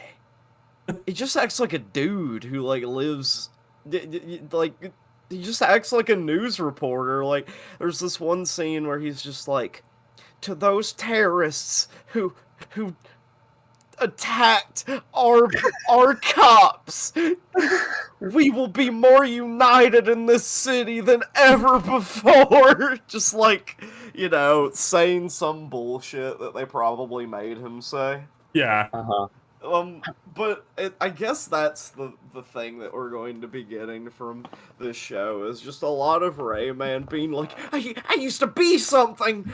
What the fuck have I become? I think that's what they're going for with him. I don't know how many episodes are left of this show. I've only seen like the first 3 or 4. But I'm excited to see where it goes because very rarely do we get a thing that reminds me so much of the funny Dig Dug Mappy cartoon that was made in like 2010 or whatever. Yeah, there's nothing funnier than like Dick Dug. There's nothing funnier than Dig Dug. He put the thing up their bum and he make them blow up. Excuse me? Excuse me. All right, internet, calm down. Well, I guess that's about all I had to say about Captain Laserhawk. Yeah. I wanted to talk about it. Pretty interesting show. If anybody wants to see something that seems Oh, okay. like it shouldn't exist, you should watch it. All So right. now, I remember what I wanted to say, and like, I remember someone saying this best. The reason why Raymond. Okay, it was her friend Game, or was it Ginny? I got Who someone. said that like the reason why Raymond is like that is because he's French. Yeah, Ubisoft's a French company, so I guess it makes sense. This is fucked up. Oh yeah, that is true. That's true about French people. It's true about French people. They're fucked up. Oh my god. Oh my god. What are we gonna do with you? Yeah, gee. Oh my god, Gene. Hey, can I ask everyone a question? Yeah. You like? Can I ask a question? You like Mario? You like Mario Brothers? Oh, Super Mario Brothers. Super Mario, Super Mario, Super Mario World. What's happening? This is crazy. What is this? I was just trying to be the little like I haven't gotten the flower Guitar? voice down. Oh. Flower from Wonder. Give me a flower line. I've been practicing. See, can you say? Well, Go, that just, go! That was good. Can you give me a I say what? Can you give me a that just happened? Well, that just happened. Pretty good. You got like the Thank you. intonation down pretty well. Onward and upward. Onward and upward. Onward and upward. Onward and upward. They get like scared a lot. Can you give me like a whoa? Whoa! I don't know. That just sounds like Whoa! Whoa! Get away! They don't do What that. what a peaceful Goomba. Well then. Well then. Well, that just happened. I don't know. I don't know if I'm going to turn him off or not, but I'm gonna just keep enjoying his No. little voice for as long as I can. I have been speaking the Spanish. I like them. Oh, I've been thinking about that, like changing the language of him. There should be an option to be 11. like, oh, there it is. I was waiting for it. There's the 11. Yeah. All right. I was waiting. What? No, there should be an option where you can alternate language. You know, wouldn't that be awesome? Yeah. That would be awesome. Okay. Yeah. All right. Sure, whatever. Super. I really think they should put Arlo in the game. Oh my saw- god. They should have Super Arlo in the game. Super Mario Arlo! He can't use powers, but he can... What? But he can what? He's just like Nabbit and Yoshi in the game. Oh. No, I disagree. I need Arlo to be like one of the normal characters so you can get Elephant Arlo. See, can you give me a Wowie Zowie as Arlo? Wowie zowie! There we go. This is like a wowie zowie explosion Yoshi. Ooty booty goo goo wee wee. Shut up. Oh. Okay. Let me start the discussion of this game for real. It's Arlo in the chat. Super Mario Wonder dropped yesterday. Yes, the 20th. Yes. Alright. Bought it before I went to work. And it's Mario's first new 2D outing since the start of the Wii U. That was like 10 years ago now. I think years. 11.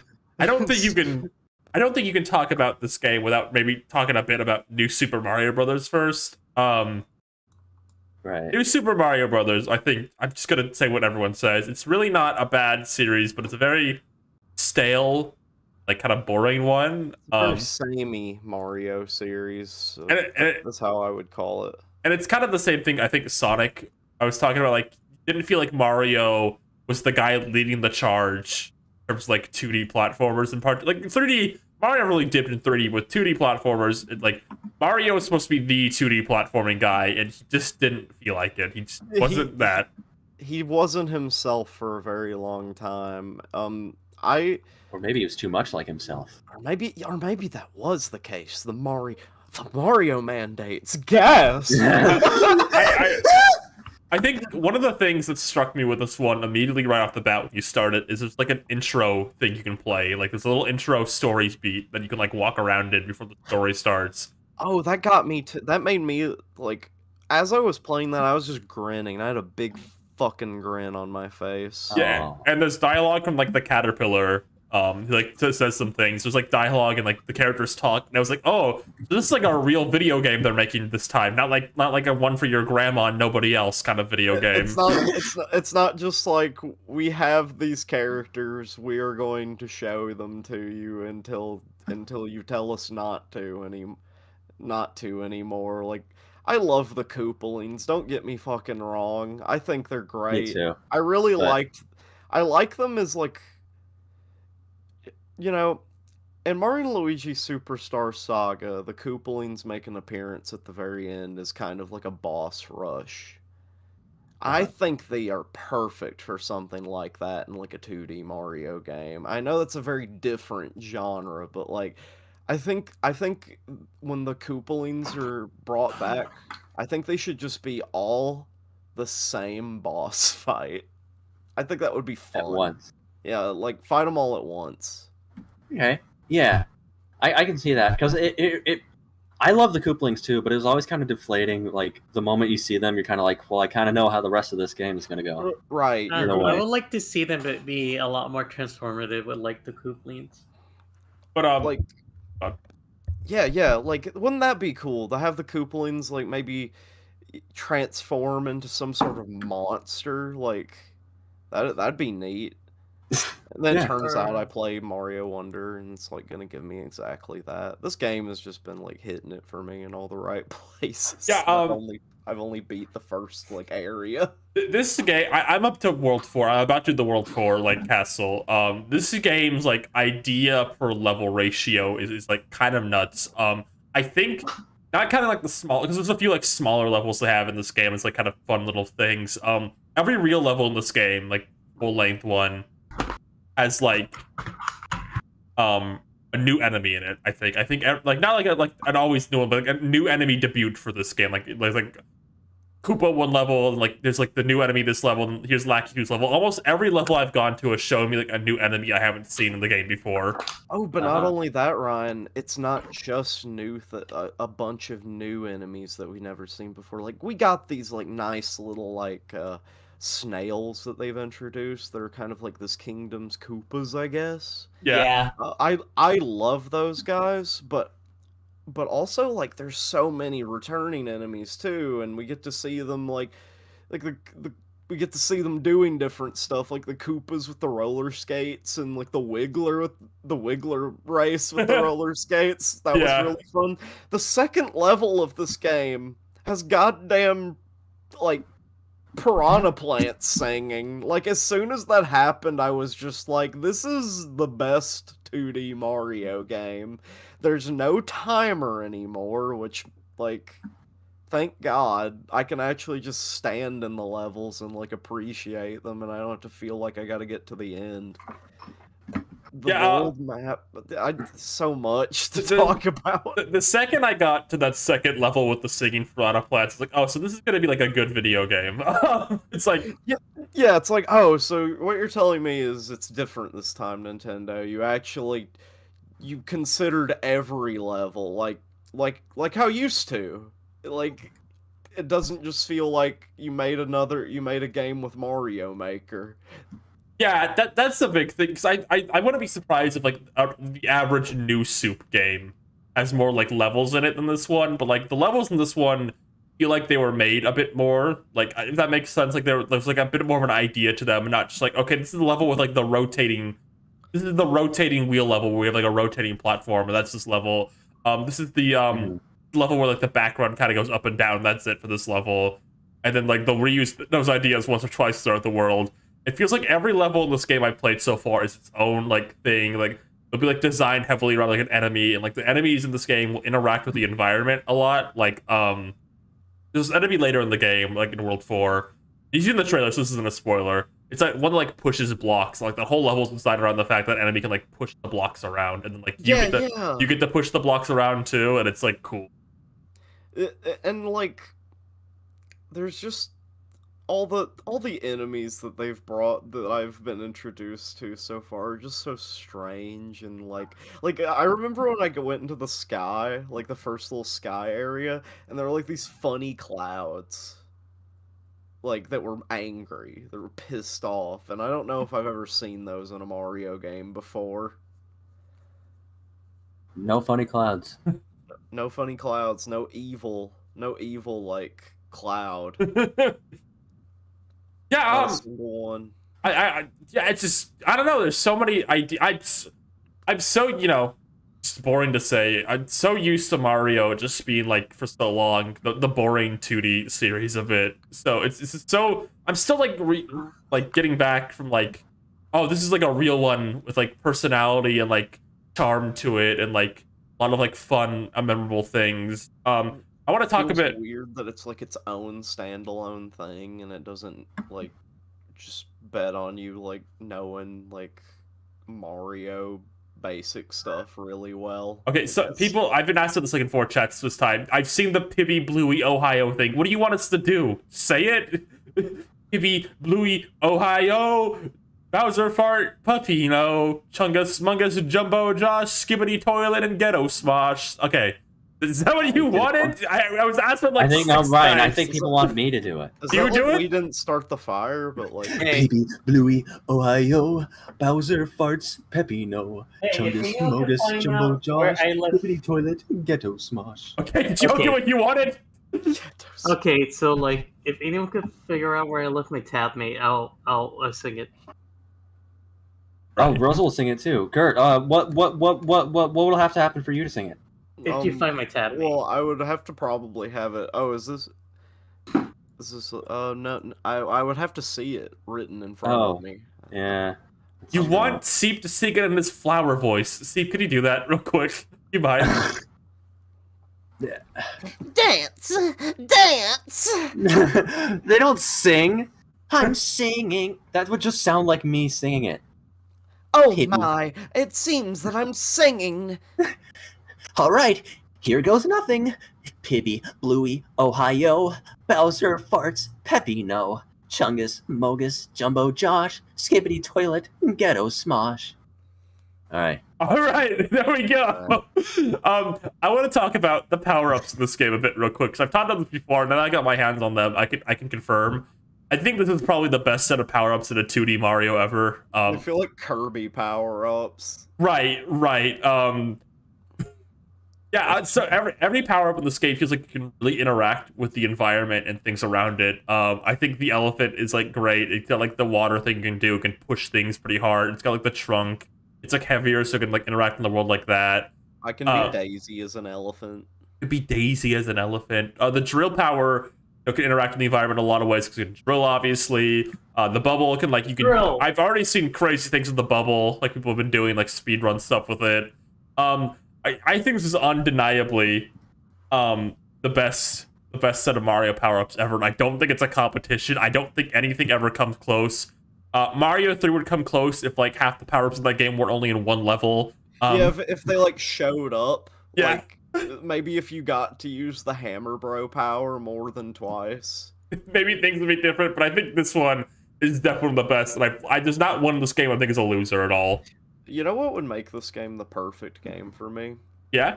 Is if somewhere along the line, Blue Thwomp is in it. I know Oh this my is God. crazy, and I'm asking a lot here, but That I would be, want to like- see Blue Thwomp. That would be hilarious. Yeah, like I'm tired of this idea that there can't be like a lot of variance in like the ways that Mario's like different Mario species are. Like there should be like a bunch of variants of Thwomps. There already are, if you consider every extended Mario game canon, which I do. Is it Brave? Yeah. Yeah. But I love the idea that I saw those Goombas in the first there's some Goombas that show up and they're blue, right? Some goobers. Yeah, you can jump I on thought them. and I looked at those and I was like, are those Galoombas? Are those Galoombas from Mario? Paper Galoombas. Mario?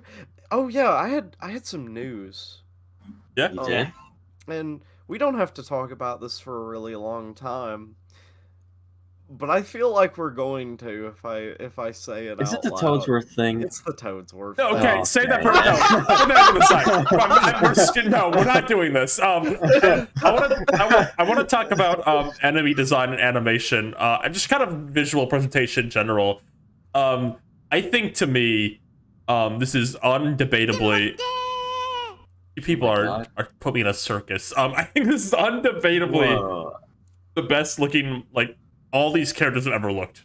I don't think it's even a competition. I don't think anything ever comes close to, like, how everyone looks in this game. Like, if someone is like, no, I think he looks best in Mario Odyssey. No, you're wrong. I disagree. Mario looks so goddamn happy in this game. It's absurd. And, like, I also love the way that the characters walk, you know? Like, even on, like, the world map, like, they walk at that angle to where you can see, like, their whole, like, Yes. body. We've talked about how it's, like, kind of ridiculous that none of the new Super Mario Brothers games did that. Yeah. It is kind of ridiculous. I wanna do something on screen to demonstrate this. I think Daisy is the single biggest upgrade in this entire game. I'm gonna put first her model from Super Mario Party on screen. This is the Super Mario Party Daisy. This is like one of the most standard Daisies you can get. Take a good look at her face real quick. Just soak it all in. Okay. Right. All right. Now I'm gonna put her Why is model. her ass fat? Okay. Well, that's not even part of the. Okay. I'm just not She gonna. got you there. She got There you there, she is. Ryan. I like this Daisy. This is a good Daisy. But here's her model in Wonder for comparison. Like side by side, I just took this in the model resource, so it's all her parts. Look at the All her compare. parts? Yeah, compare like the Ooh. facial structure going on here. Are you doing, like, phrenology with Daisy right now? You people just fucking Sorry. Sorry. like, oh yes, right. I see I what have you to mean. tell jokes. Look at her. She's so... She's a big balloon.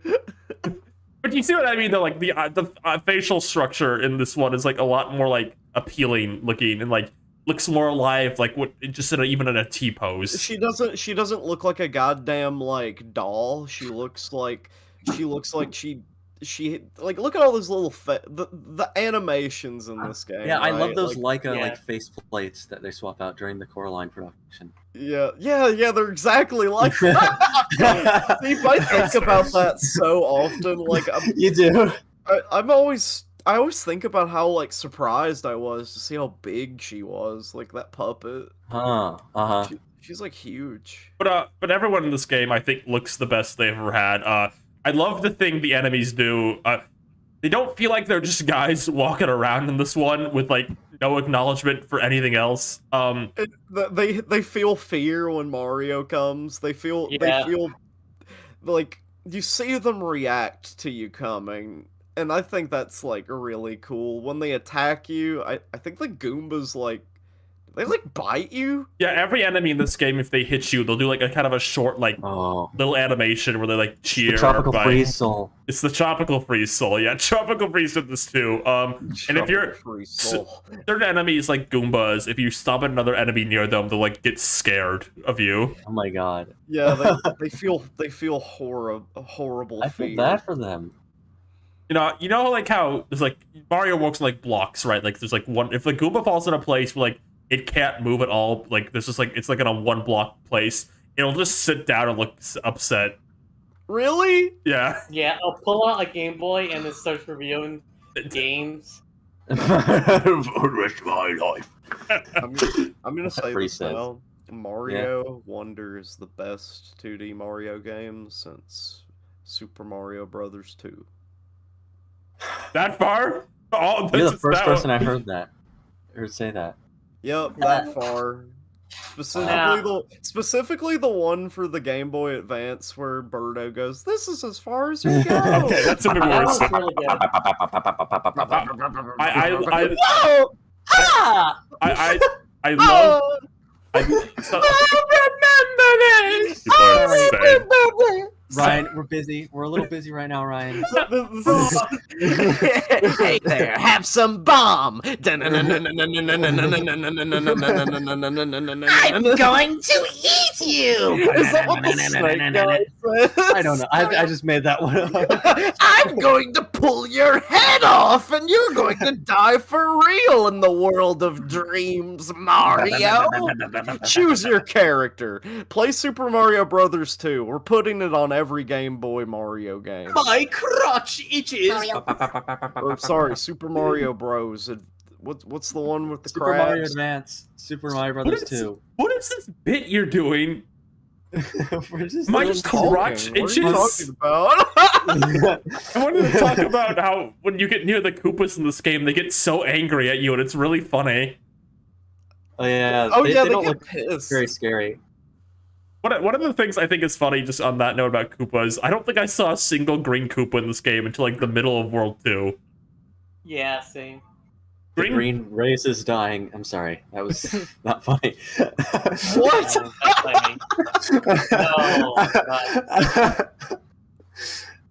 Green Koopas are like really rare in this game compared to like previous games. I think I've seen a lot of red Koopas. There's a lot of red pipes in this game too. Different pipe colors. They never when the Mario mandates were up, they would have never allowed this. Blue pipes. I must be dreaming. This is Now- crazy. One little detail I like about this game is that like it kind of rewards you for like playing as the different characters in a tiny way, where like they have these hidden blocks that only specific characters can see when they get close by. Oh yeah, they do. I got a daisy block on one of the levels recently. I love jumping around and finding like, oh, this is the Nabbit block, but I'm playing as Daisy. I'm smart. I found the Nabbit block. And then like Wow. that the fact And that she like says that out loud too. I like the fact that like you don't have to be a specific character to like get any of them. You just need to have the Rosa, characters just do it. you gotta pause your game while we're doing the podcast. We can hear on your mic. Who is that? Genshin? I didn't know it was picking me up. One other thing of this game I've really enjoyed is kind of like the sound design. It's very like playful, I think, is the good way to put it. Oh, the jumping sound is very fun. I feel like we haven't had such a like nice little like Mario jumping. Like it's like boing, a boing. Oh, like it's a little string beautiful. block. It's very nice. It's very wonderful. I like how each character has like a different kind of like jump sound, and just the little movements. I love the little touches where the characters goes. Like they go in the rhythm with like the world complete music, where they go yay or hi, bye bye or something when the tune finishes. It's so adorable. I really like that. Again, I think every enemy in this game makes noises. Like I that's kind of something I've like noticed. Like every enemy in this game has a voice, which I don't think any enemy has a voice in the new Super series. So I just found that really Every interesting. penguin has a song. They just flatten, but like they're a 3D model this time, so it looks really strange. Yeah. All the like Koopas in the new Super Mario Brothers games always had like the most like glassed over faces I think I've seen the Koopas have. They weren't themselves. I mean, They kind of look like that too in the Mario Party games. Really? What do you guys think of this kind of more bite size like kind of things? I don't know if you've seen these yet. I have. There's these kind of levels with like, okay, there's like 5 hidden things, you need to go find them and run around. And like little coins. they tend to take me a few minutes a lot of the time. So like they're kind of, you gotta like search in these, and I find those really interesting. There's also these kind of levels called break levels that are just really easy, like 30-second burst level like things, just to get a quick like little dopamine rush. And I don't know how I feel about those fully. Sometimes it's kind of like, okay, these are a bit like cute, I guess, but I don't feel much towards them. But I like the actual shorter challenge levels, like the ones like that involve the badges and the ones that like involve like looking around. Ooh, badges are another thing, aren't they? Like that's really exciting about this game. Like badges have always been like a thing in Mario games, or at least like, you know, an on and off thing in the RPGs. I don't know. I think it was a thing in Final Fantasy IX first. Yeah, Final Fantasy IX. Oh yeah, badges. In Final Fantasy IX? In Final Fantasy IX, they added Well, badges. they kind of have assistant like. They kind of have assistant like badges in Final Fantasy. How does it work? Could you explain it? Explain the mechanics of... Well, they can affect different statuses of your abilities. They can affect the statuses of your abilities. Don't you know? I didn't know that. It's just like Super Mario. So like, yeah, it is kind of like that. I think we were. I was thinking that the other day. I don't know if we ever talked about that. A double jump. Yeah. Wow. Okay. What was I talking about? You're talking about Mario Party or something, right? Yeah, so anyway, if you go to play Mario Party 6 and you go to Fair Square, you can actually get a lot of, you actually farm stars. What are you guys talking about? Well, we're talking about Fair Square and Mario Party 6? We're trying to keep them wondering. It's Mario Wonder. Wonderful! Wonderful! You Here we go! You wonder what Mario game we're going to talk about next. I'm ticklish today. Let's talk about the voice acting in this game a bit real quick, because it's good. Nearly everyone in this game, at least a large chunk of characters, got new voice actors. Mario, Luigi, Daisy, Nabbit, and seemingly Yoshi. And they all have pronouns. Yeah. Mario's voice actor on Twitter has pronouns in bios. That was the biggest news of the world. Ruined the game for some people. Really is sad for them. And Daisy's voice actor is voiced. We do. Daisy is voiced by a non-binary person. Now. Do you know who else is voiced by a non-binary person? Who? Nabbit. I don't think that's true for Nabbit. No. The voice actor. Was it? No, it's only Daisy. I thought Nabbit was one of those characters that doesn't say anything. No, he has a voice in this one. He speaks a lot. So I think there's been a lot of reaction to this. To the pronouns? No, to the voice. There's been a huge reaction towards Mario's recent pronouns announcement. To the ignoramuses. Okay. Mario's. I think any time like they recast like a major character and he gets a new voice, even if it's like kind of a similar thing, there's always going to be like not the same. It's over. I think people are definitely going to have that kind of reaction to this because it's different. Yeah. It's different enough for you to always notice. But I think Mario's new voice actor is doing a pretty dang good job. I think he adds a lot of new life to the character, and in particular. I think something he does interesting with Luigi because it's the same person. Oh, they did that. Does he do Wario and Waluigi also, or do we know yet? Oh, yeah. We don't know yet. Quickly, I want to correct. It wasn't non-binary. I remember people were celebrating that Filipino Nabbit. Okay. Oh, I mean that's just as woke, No, that's cool. Remember, everything in this world is measured by wokeness. The points that we gather on our bracelets determine how it's like dystopian young adult. Someone's written something like that, right? They must have. Yeah. No, that's not even a question of like if. That is like that you can find that, right? Yeah. It's like I look at my woke points. I'm fresh out. I can't buy anything. I live a life where I say whatever I want. You need to and then it emphasizes this: trigger whoever I want. They want me to change my gender to earn enough credits to buy milk. Just another day in hell.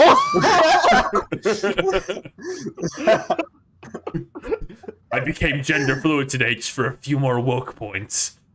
Just for a cup of I want to coffee. die. I look at myself and I slowly see myself becoming something I'm not. I posted A woman. I posted a woman. you are valid on Twitter today just to avoid a cup of coffee. Sucks. Let's talk I about had to dye Mario. my hair last Yeah, week. Okay. I wanted to say, the thing his new voice actor does, Kevin. Kevin. Hi, Kevin. Well, let me look it up. I think it's Afghani. Are you F- talking Afghani. about the prince? What if his name will like? No, I'm talking about Mario.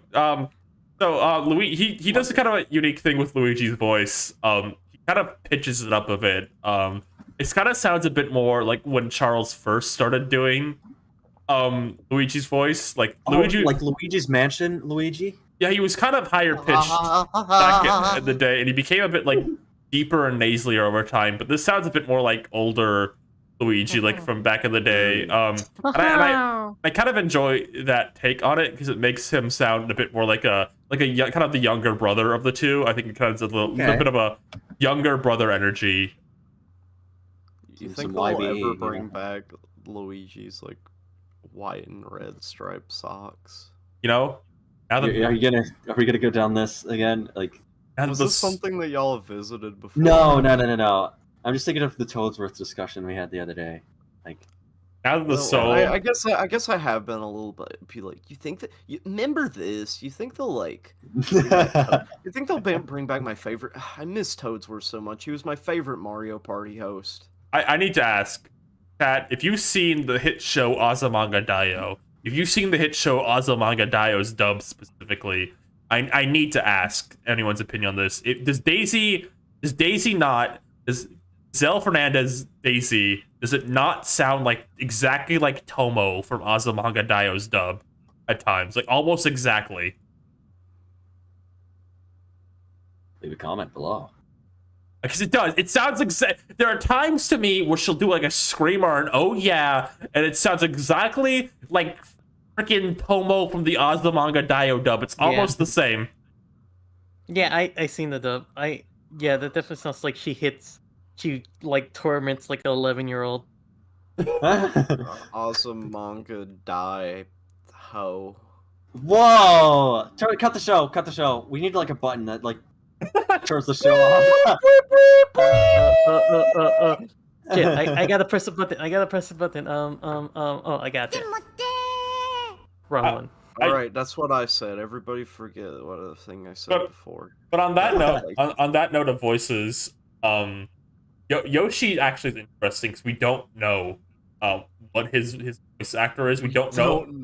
We don't know who he is. Nobody's confirmed it yet. We don't know if his usual voice actor came back and recorded, because they are definitely new voice clips. Because every single Yoshi in this game, which is funny, they all sound different. They all speak in like kind of a different pitch, like slightly different pitches. Yeah, really. That's nice. So Yoshi definitely got new voice clips, which is rare. That's so rare, actually. They've been using that same Yoshi, I feel like, for just like since like what, like a GameCube, like yeah. I mean that's when the Yoshi mandate started, as we know. the dreaded Yoshi mandate. Yoshi Yoshi only gets a like new voice. I think the last time Yoshi got new voice clips was Mario Kart 8 on the Wii U, just for reference. They've been reusing those ever since, even in like the new Yoshi games. We don't know who's done it. We don't know if it's because it was Mr. Totaka Nintendo, the Totaka guy, songs guy. We don't know if it's still him. He's not in the credits at least, so we don't know if he just goes uncredited. Is he ever in the credits? I think he usually is. Okay.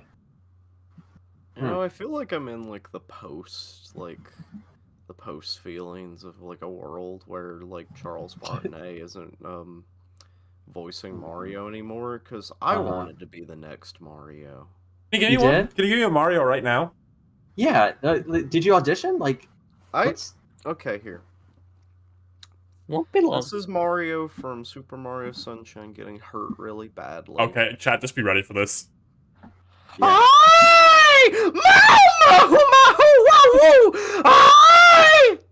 Mario. Yeah. Oh, the horror!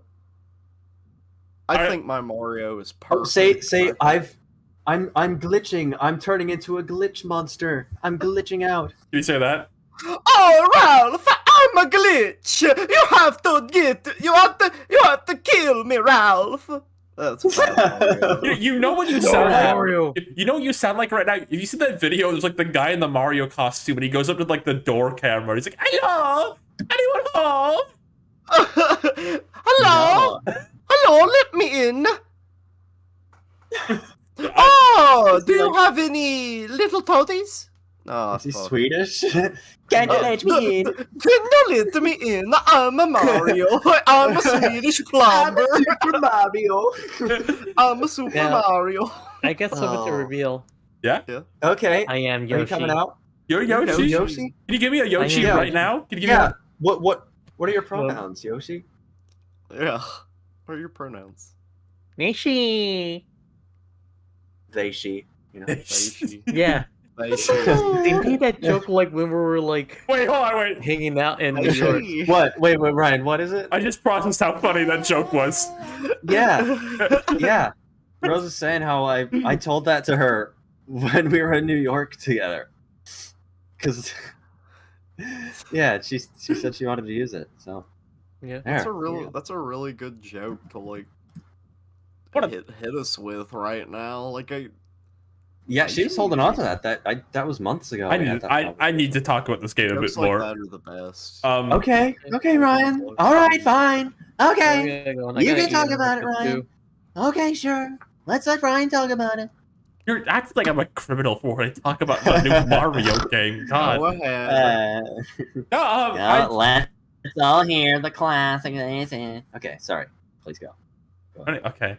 I've been really enjoying this game. I think it's probably my favorite Mario thing in a hot minute. I think I you know I always like Mario, but I don't think I've like super loved enjoyed a Mario thing in a hot minute. Like I thought the movie was just okay, and that was kind No, of you actually hate that movie. I might hate that movie a bit. I definitely hate Cranky Kong in that movie. First, you'll have to fight my son. First, you'll have to, and then his son comes, and then Donkey Kong shows up, and he's like, he does the Seth Rogen laugh. That's a pretty Like, good Seth Rogen laugh. Oops, you grabbed the wrong mushroom. I think Looks like you grabbed the wrong. Okay. I think I got baited a bit by the Mario movie trailers, because if you go back and watch discussions we had on that movie before the movie released, I was like really optimistic, excited.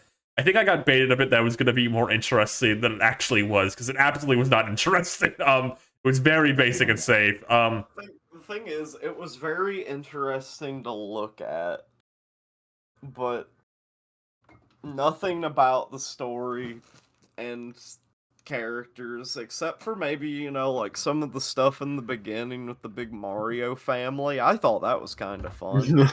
I love the Mario family. I love seeing Mario's big family, but they didn't do Excuse me. anything with it. That was like 5 minutes of the movie. But That was that had his last words. That had Charles Martinet's last words. I think you're nuts. That's fucked up to think about. Can you imagine if, like, you know, the Mario movie came back and then it came out and then they're like, oh yeah, Charles Martinet is retiring from being Mario, and then they're just like introducing the new Mario, and you loved him in the Mario movie, Chris Pratt. Chris Pratt is Mario forever. You're a little late on that joke there. That would be pretty funny. Yeah. No, but You know, I don't use Twitter, so I'm making a joke up. for real though, if you give me the It time, belongs in a movie theater. Sorry. if you could please give me the time. We keep interrupting you. You love this freaking game. Yeah. I want eat some dinner. Next time you guys talk about like Sonic, I'm gonna like every 3 minutes. But no, like I said, I got baited by the movie a bit. I felt like it was gonna be a kind of interesting take on Mario. I was waiting for like a new one, and it was not at all. It was very plain and boring. And I don't know. It's like I never fell off Mario. That's not a thing that ever happened. Those aren't real words. But I think there was a period of time nothing from like the Mario universe coming out was exciting me for a bit. I was just kind of like, I like Mario, I like that guy, love Mario. Like I wasn't excited about him. So I was really glad this came out, and it's as weird as I want it to be. It's as visually new as I wanted it to be. I think this is definitely the standard for the series going forward. That's like what I've been thinking. Like, isn't it just so refreshing to know that like for 2D Mario, this is like the standard now, and it's not just like we don't really have to think about ever having another new Super Mario Brothers again. Like, we don't have to be afraid of that anymore. Afraid. But I don't even mean just like the 2D games. I mean like just the series as a whole. I think I want this to be like the blueprint going forward. I like for like even like shit like the tennis games. I want them to like look at this game like visual distinction models. Put a guy in the tennis game that's never been in anything else, and make him like weird. Like that's what I want out of Mario. I want more. I want the weird goddamn robots from the first Mario Strikers to come back again. It's like to go off a bit. I feel like post Odyssey, that makes sense. Yes, they kind of. I feel like a lot of the I'm using the sports games as an example. Mario spin-offs were a bit weird on the Switch. All the sports games have this really weird like visual identity. It's like, okay, we're gonna be kind of like toned down to earth and realistic, and I'm not quite sure why they went in that direction for Super Mario sports games. But like just stuff like that, even like Mario Party, I kind of want this bright, colorful, weird, like kind of visual style and personality to kind of carry over to everything they do. Well, you remember, like, on the GameCube Mario Party games, how, like, we got introduced to all these concepts and areas that are only in the game, right? Like, oh, yeah, this is Egad's garage, like, that kind of thing, and there's, like, little weird robots roaming around, and it just makes you think about all the stuff in the Mushroom Kingdom you don't know about. And yeah, I've always found that to be something in Mario that's really mattered to me, is for it to just be like a world that is so like brimming with different and new things that it's just it's like Adventure Time, you know? Yeah, I thought that's the exact place my mind went. Mario to me has always been like something that needs to have that feeling to it. That feeling of just like, yeah, this world, this like... It's like a world with characters. It's boundless.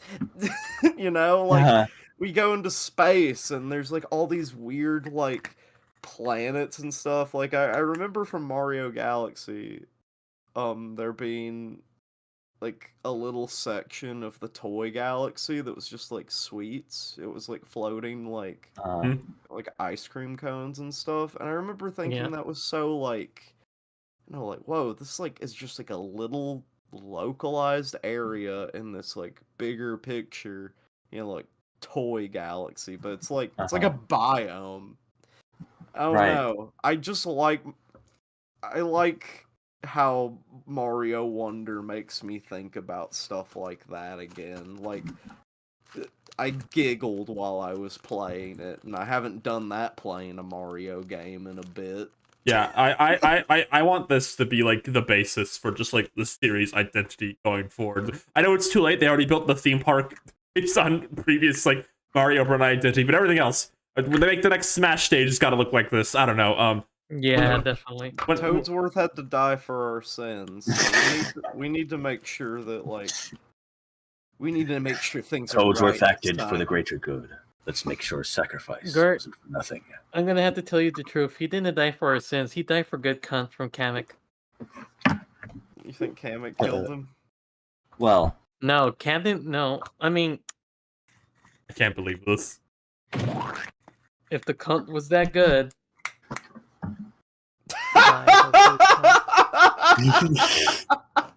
but for real, I want this like I want this like Brian, this is not a serious show. like Mario. But I'm kidding. I'm sorry, I made you cry. But I do want this like brighter, No, but yeah. like you know what you know what I mean. Like a lot of the Switch Mario games, like were really like You know what I mean? Tell them! Sorry, I'm not making fun of you. we're like I love you, Ryan. we're like really lukewarm visually. Like they're all like kind of like Yes. Don't get Like a lot of get Switch, too like even the crazy. HUD. A lot of the HUD, even in a lot of Switch games, was very like. For some reason, they didn't have like. They had a very basic, formal text to them. Like, it was a very weird. Which time. games? I don't know Which why. games? Like that. I know the golf game has that. The tennis game, basically any of the sports games. It's just kind of like Mario Party so has your it too, HUD, to be honest. your HUD Yes, is just, yes. Super Mario Party is just kind of like little minimalist like squares, and that seems to be sort of the case with the. And don't get me wrong, I'm really loving the way the next Super Mario RPG remake looks, but it's kind of continuing that trend, isn't it? Like the UI just looking sort of like boring. I wonder if it's just like Nintendo wanted a new, like they didn't want to be like look kitty, after the Wii U. Yeah. Maybe they just Then we're again, I really think- like professional and sleek. I don't know. Like to me, you look at stuff like Baldur's Gate, right? Or like, MMOs, and you look at like their like weird, crazy UI that's just like so wacky and ornate. And you also look at like other Mario games too, or like, Right, they'll yeah. have like a little like there'll be like a weird shape. I remember that badge thing from Mario and Luigi, what was it? The third one, Bowser's Inside Story. There's like, you get the two badges for Mario and Luigi, and it, like visually, I think it changes depending on what badges you have equipped, and like they lock together. Like weird little UI things that I don't entirely understand when I first look at them, I think are good. Yes. It doesn't need to just be like a box that says HP and like it's just white. Deep. We got a $10 donation. Can you answer this? I think this is aimed at you. I don't have to like dignify that just because they're giving us money. We're like, something like terrible is happening right now. It's just gonna keep getting worse.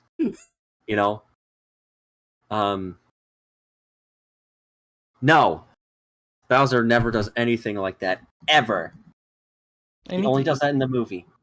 One more thing before we start wrapping up this segment, because we're definitely reaching. I wanted to be our limit, and I want to make sure Rosa gets to talk about before we do questions. Okay. I want to ask also just two things. Because I don't think I'm gonna have time to talk about every single last thing I want to talk about. We get a little distracted, we get a little silly. It's fine, it happens. But when I beat this game, would you be interested in like kind of a in-depth discussion on it, like a video or a stream somewhere? Because I feel like I have a lot to say about it when I'm done. Just answer yes or no. Second off, there was this thing after Mario Odyssey came out, kind of infamously. They didn't use like any of the new species or enemies from that game in anything else after it came out. Which is really weird because I usually like have enemies and like species kind of carry over to like spin-offs and stuff, and they never did.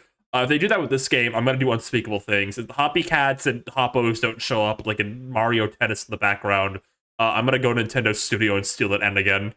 We need them to acknowledge all of the creatures of the Mushroom Kingdom. Like it doesn't need to just be like this this isn't the Mushroom Kingdom. This is beyond. Mushroom Kingdom and beyond. Mushroom Kingdom Beyond. That's a good like open world title. that fucking flying squirrel enemy was like in every Mario spin-off for like 3 years. You could put the Hoppos in something, I don't know. Yeah, you can put the Hoppos in something. You can put those funny guys that wear the pants and they charge at you. Those are good guys. There's an enemy later. I don't know if any of you got to it. I'll just say it's an enemy that involves fireworks. I like a lot. Put the funny snail in something. I Snail. want that funny snail back. All right. Before we move on to Rosa's thing she wants to talk about, before we move on to questions, I'm gonna say if you have joined the YouTube membership tonight or before now, hop into the Discord private channel or go to our YouTube community, and you can suggest a topic or a question for us to talk about at the end of the show. We usually take two. Take two with Phineas and Ferb. Yeah, go to our YouTube community page or the private Discord and leave our question suggestion. Before we get to there, Rosa, you watched a popular anime this week. Watched, what was it? One Piece, right? What was that? What is that? Okay, so you watched Naruto this week, right? You watched Naruto? Did you watch Jujutsu Kaisen? Okay, so Rosa watched all right, so Rosa watched Soul Eater. hold on. Yes, I was about to say I just needed to put down Excalibur first. Fools. Yeah.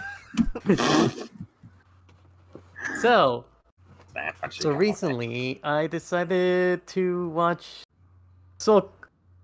I was gonna say Soul Calibur. Soul Eater for Halloween. Now, perfect Halloween anime because all the Hot Topic kids really loved this back in the day. I'm sure of it. It's got the moon. That's kind of scary. So Oh, I think like Okay. I think like 8 different characters from this show were like popular avatars on YouTube, like 2010. oh, definitely. Yeah. Oh, definitely. A lot of like good characters in the show. It's how do I explain? It feels there's something surreal about seeing something so small scale where it's a setting that it's where like one of the things is at a school, but then they kind of like are very minimal with just like the 3 teams or like a small group of characters, just a small handful. Because like now in modern days, you got something like My Hero Academia having like 500 characters, and they just want to sell you on like fucking shitty Great Boy. They just want to sell you on it. Just like So there's it. something, I don't know, I guess refreshing, nostalgic about just having just like a compact but like solid cast. I really like them all. They're all kind of like funny and unique. Now I gotta say, Soul Eater early on is kind of annoying with this weird fan service.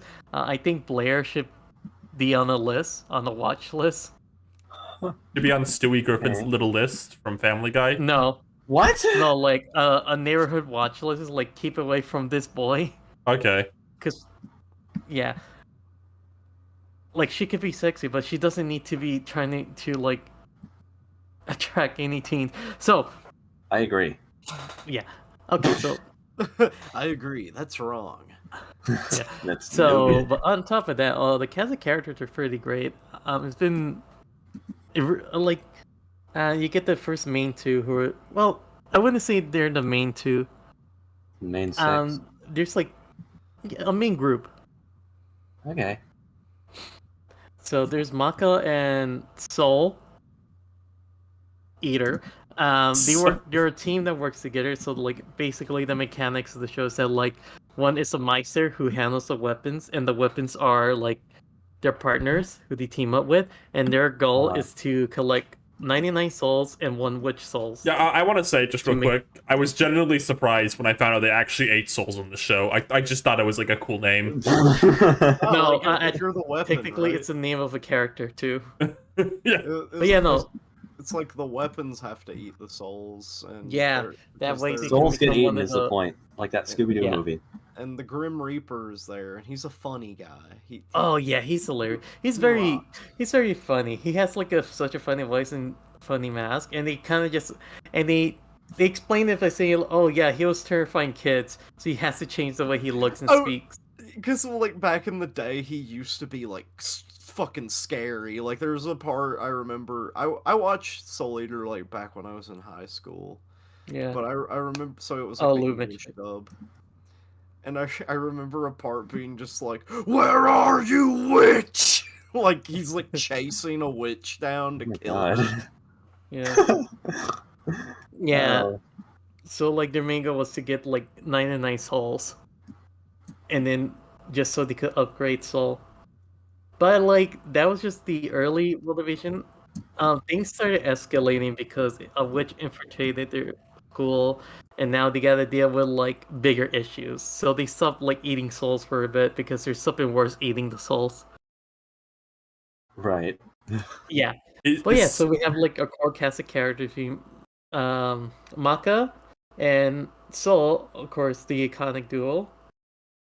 And I gotta say, they did Maka's Fashion dirty in the manga apparently because they did the time skip, and it's just like based on like just a sailor uniform. It's kind of like not as iconic. Rosa, can I Yeah, actually, ask a question? Is collecting the souls in this show kind of like fetching Pokemon creatures? no, not really. I Oh. mean, for a bit they had like different, like it's like funny variety. So like the soul circling are from like Kaisers, the demons they have to catch. And there's a funny variety. There's like a thief one that's called Lupin, who looks nothing like Lupin. Oh But yeah, like, they're like yeah, based off of guys like from real life, aren't they? yeah, like Jack the Ripper. Oh, what if it was Babe Ruth? Old Babe Ruth. Gotta get his soul. And he has like a baseball bat, and he's like, "I'm gonna hit a home run," but he's like he's talking about like hitting your head off with the bat. Oh, right. I get it. Another cast of characters. There's Black Star and Tsubaki. Black Star is a child from a dead clan of assassins that were all killed off, but he was left to survive and taken care of by like the school who killed off his family. He's like he's like pretty fine with it because he kind of realized like, oh yeah, they were fucked up, so not my problem. And he works with his weapon Tsubaki. And at first you kind of like super annoyed with Black Star because like he keeps saying like I'm the greatest. It has nothing to show for it. But then you see his first fight and it's like, oh wait, there's something good. Oh wait, he's cooking here. And he's actually really cool and I like his dynamic relation with Tsubaki. It's kind of like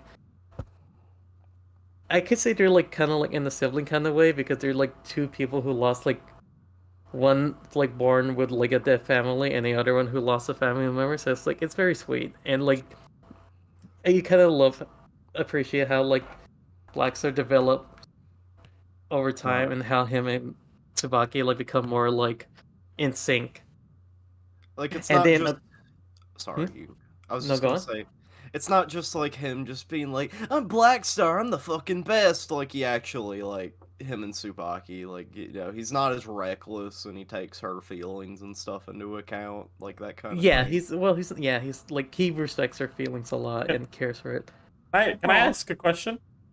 Yeah. Black Star is pretty cool, right? Like he's a cool character. Yeah. Is he? Are you gonna say Gray Star? No, is he as cool as Gray Star from Jimmy Neutron? You were gonna say it. I'm not answering that. Oh no, kill a Gray Star! It's Gray Star! Oh my god, it's Gray Star! They're playing! Oh my god, the Twonkies! Yeah. What? Oh, the Is that the- Twonkies! Is that the band that plays? Yeah, you don't know the band from Jimmy Okay. Neutron, Gray No, Star? I do. I do. I clearly do. Do you even remember what a Twonky is? Zeke? Oh my god. I remember like craving that episode, like longing for it, I guess. You know? I used to think it was like when I was a kid. I thought it was supposed to be like the next step in Jimmy Neutron. But I only The next- oh my god. I thought it. I only thought that because like, the intro of it was changed. What Like, are all all this pottery here? Can we not mess with that? I made that. Let's stop. Garrett, please continue. Anyway, Gray Star's the best. Rosie, you want to talk more about your thing? Yeah. I stopped us. Thank you. Yeah. There's the iconic character of the series, Death the Kid and his partner Patty and Liz. Now I gotta say, really weird about their introduction in the beginning, but after that, it's kind of like smooth sailing from there. But yeah, I love these like that group because Death the Kid has like this issue with like everything needing to be symmetrical, and if it's not, he talks about wanting to kill himself for it. And then Patty and Liz have to like take him out of it. It's like, hey, calm down. It's all okay. You're fine. We can fix it. Hey, I no. love Death the Kid, and I love how like the thing with like the stripes on his head, like they're just they're always asymmetrical. And he's like, I've tried dyeing it. It just comes back. There's a reason for that. There's a reason they're like that. You'll see. You have to see it in the end to figure out what's going on with that. But yeah, no, he's a really funny kid, and he's really is like pretty chill. It's Also, like the fact that he is Death's kid, he's just very like that relationship is so funny. Like, hey, kiddo. it's like father, Father. symmetry. But yeah, they're a fun main core group, and there's a lot of other characters too, like the adult characters. Like you get to meet a character named Frankenstein, who's like Dr. Stein, who's like pretty fucked up looking, but then over time kind of like, oh no, he's pretty chill I forgot until about the him madness. somehow. He's like And then, the oh, best. I oh love yeah, he's him. pretty good. And then there's like Maka's father, Spirit. I was He hoping was, like, you were going to put divorced. that with Jimmy Neutron. Oh yeah, I saw that and I Spirit- thought the exact same thing you did. Oh my god. Go on, Runza. But yeah, Spirit.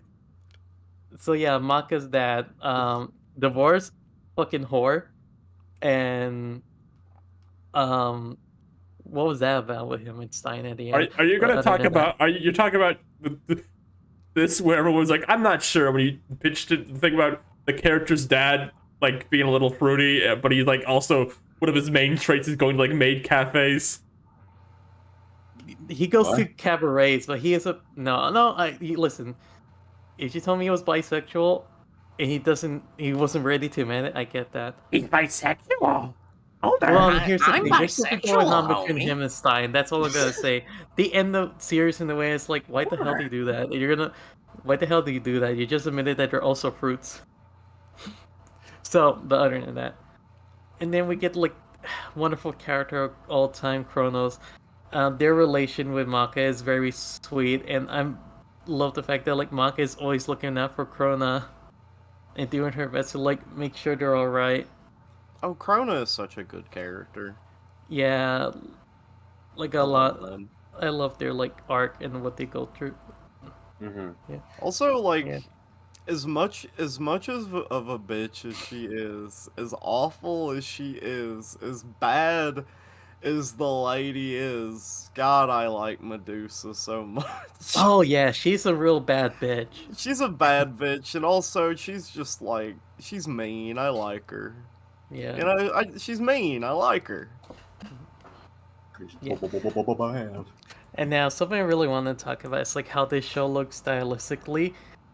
Like from what I understand, this is like mostly done for like the concept designers because comparing it to like the manga, it like looks a bit different, and I think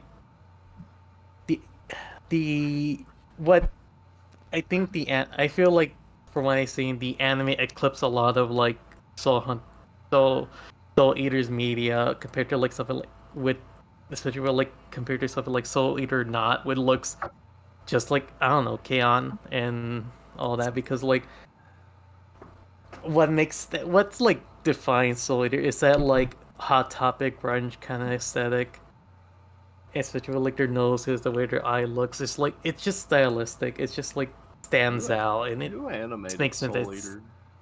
Was it Yeah. Bones? Who I think animated I Soul think Eater? so. That makes Yeah. sense.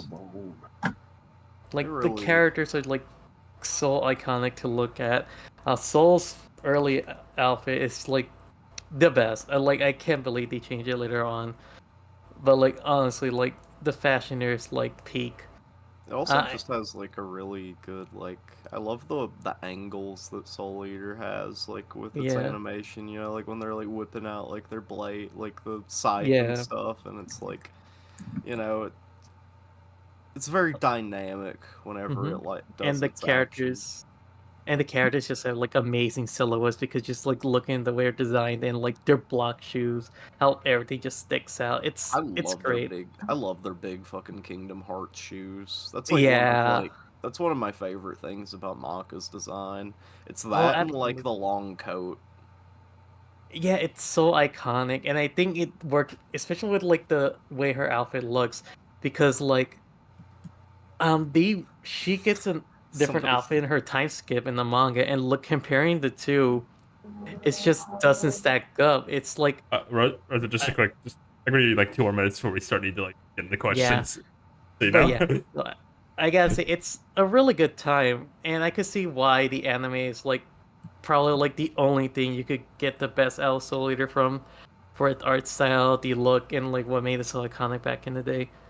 Because like I seen every other material for Soul Eater, and it's kind of just like, yeah, this definitely is getting eclipsed or like what goes on with like the anime.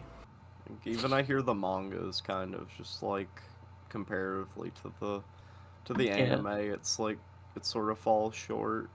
Yeah, I hear like people didn't like the ending in the anime, but like just understanding like it in the zeitgeist, it's like, yeah, no, there's a reason why Soul Eater is just so iconic in its zeitgeist, and that's its style, its look, the way the character looks. And I think one more thing I want to say is that like, yeah, how does like Fire Force is like the later work of like someone who made Soul Eater, because like Soul Eater's character cast of characters, like their design eclipse, or even It's- like Fire Force, the one where like the one's just like really stupid or transphobic or something, and like the guy with the glasses like raises them and goes, "Got a point, you know." no, I think that was something from like someone else. From I think that was like by the creator of like Death Note. Death Oh, Note? okay, that makes sense. He's also he made Yeah. Death Note and then nothing else of note ever. Yeah, so that's like I know Fire Force it got popular, but like looking at Fire Force, the way it looks, the style, and like the character designs, it's kind of like lacking compared to like Soul Eater, which has like such a defined aesthetic, and it kind of says a lot though. Like you didn't hear about it in the zeitgeist when it was connected to like Soul Eater. But yeah, I would. Fire Force now. You just kind of like everybody's wearing the same outfit, and like sure Yeah. that makes sense, but that's not as fun. Yeah, I feel like there could be a creative way of like making them more distinct, but not my interest. So yeah, I would recommend Soul Eater. I'll just gotta say it's like the start is gonna be really rough because like it has some weird fan service, but then over time it like stops. It completely stops after like early in the show, so It's one of those animes that you gotta watch like Orin High School Host Club, where you're just Yeah. like, this is a good show, and all the parts where it's good, and not where it is where yeah. it isn't. But like it's art. Oh, Fool. yeah. Oh, also there's a character named Excalibur. He's like the most powerful weapon in the show, but the problem with it is he's so fucking annoying. You have to go through like 1,000 provisions just to be his certified partner, and like he's actually is powerful. But the thing is, he's just annoying to be around. Only one character became his partner, and he's like the worst character. He's like a fucking character who's like he's like a side character, isn't he? Yeah. He's just like a dude who's like he was the only person boring enough to like put up with with Excalibur. But he's also like unlikable. He's just as bad as Mineta. All right, really that bad? Yeah. Oh, well, you got any final things you want to say before we round up to the end of the show? But yeah, I recommend Soul Eater, and if you want to look more into the materials, I guess go ahead. But I would probably say like you're probably gonna end up being disappointed by like how it looks later down the line. But you'll still love Krona. I recommend Jujutsu Kaisen. Watch the anime. It's pretty Or read cool. it. Or read it. I hear that's good too. All right. So this is a part of the show where we take 2 questions, topics from the audience. This is how we usually end our shows off. If you are so to clarify, if you like to be part of the YouTube membership on this channel to submit a topic / question, you can also get access to early videos, a monthly drawing raffle, access to our private Discord channel, and more for as low as $3 a month. You get some emotes in chat too. Like I'm gonna send it. This is the only That's such a good deal. The only one we have right now. We'll add more soon.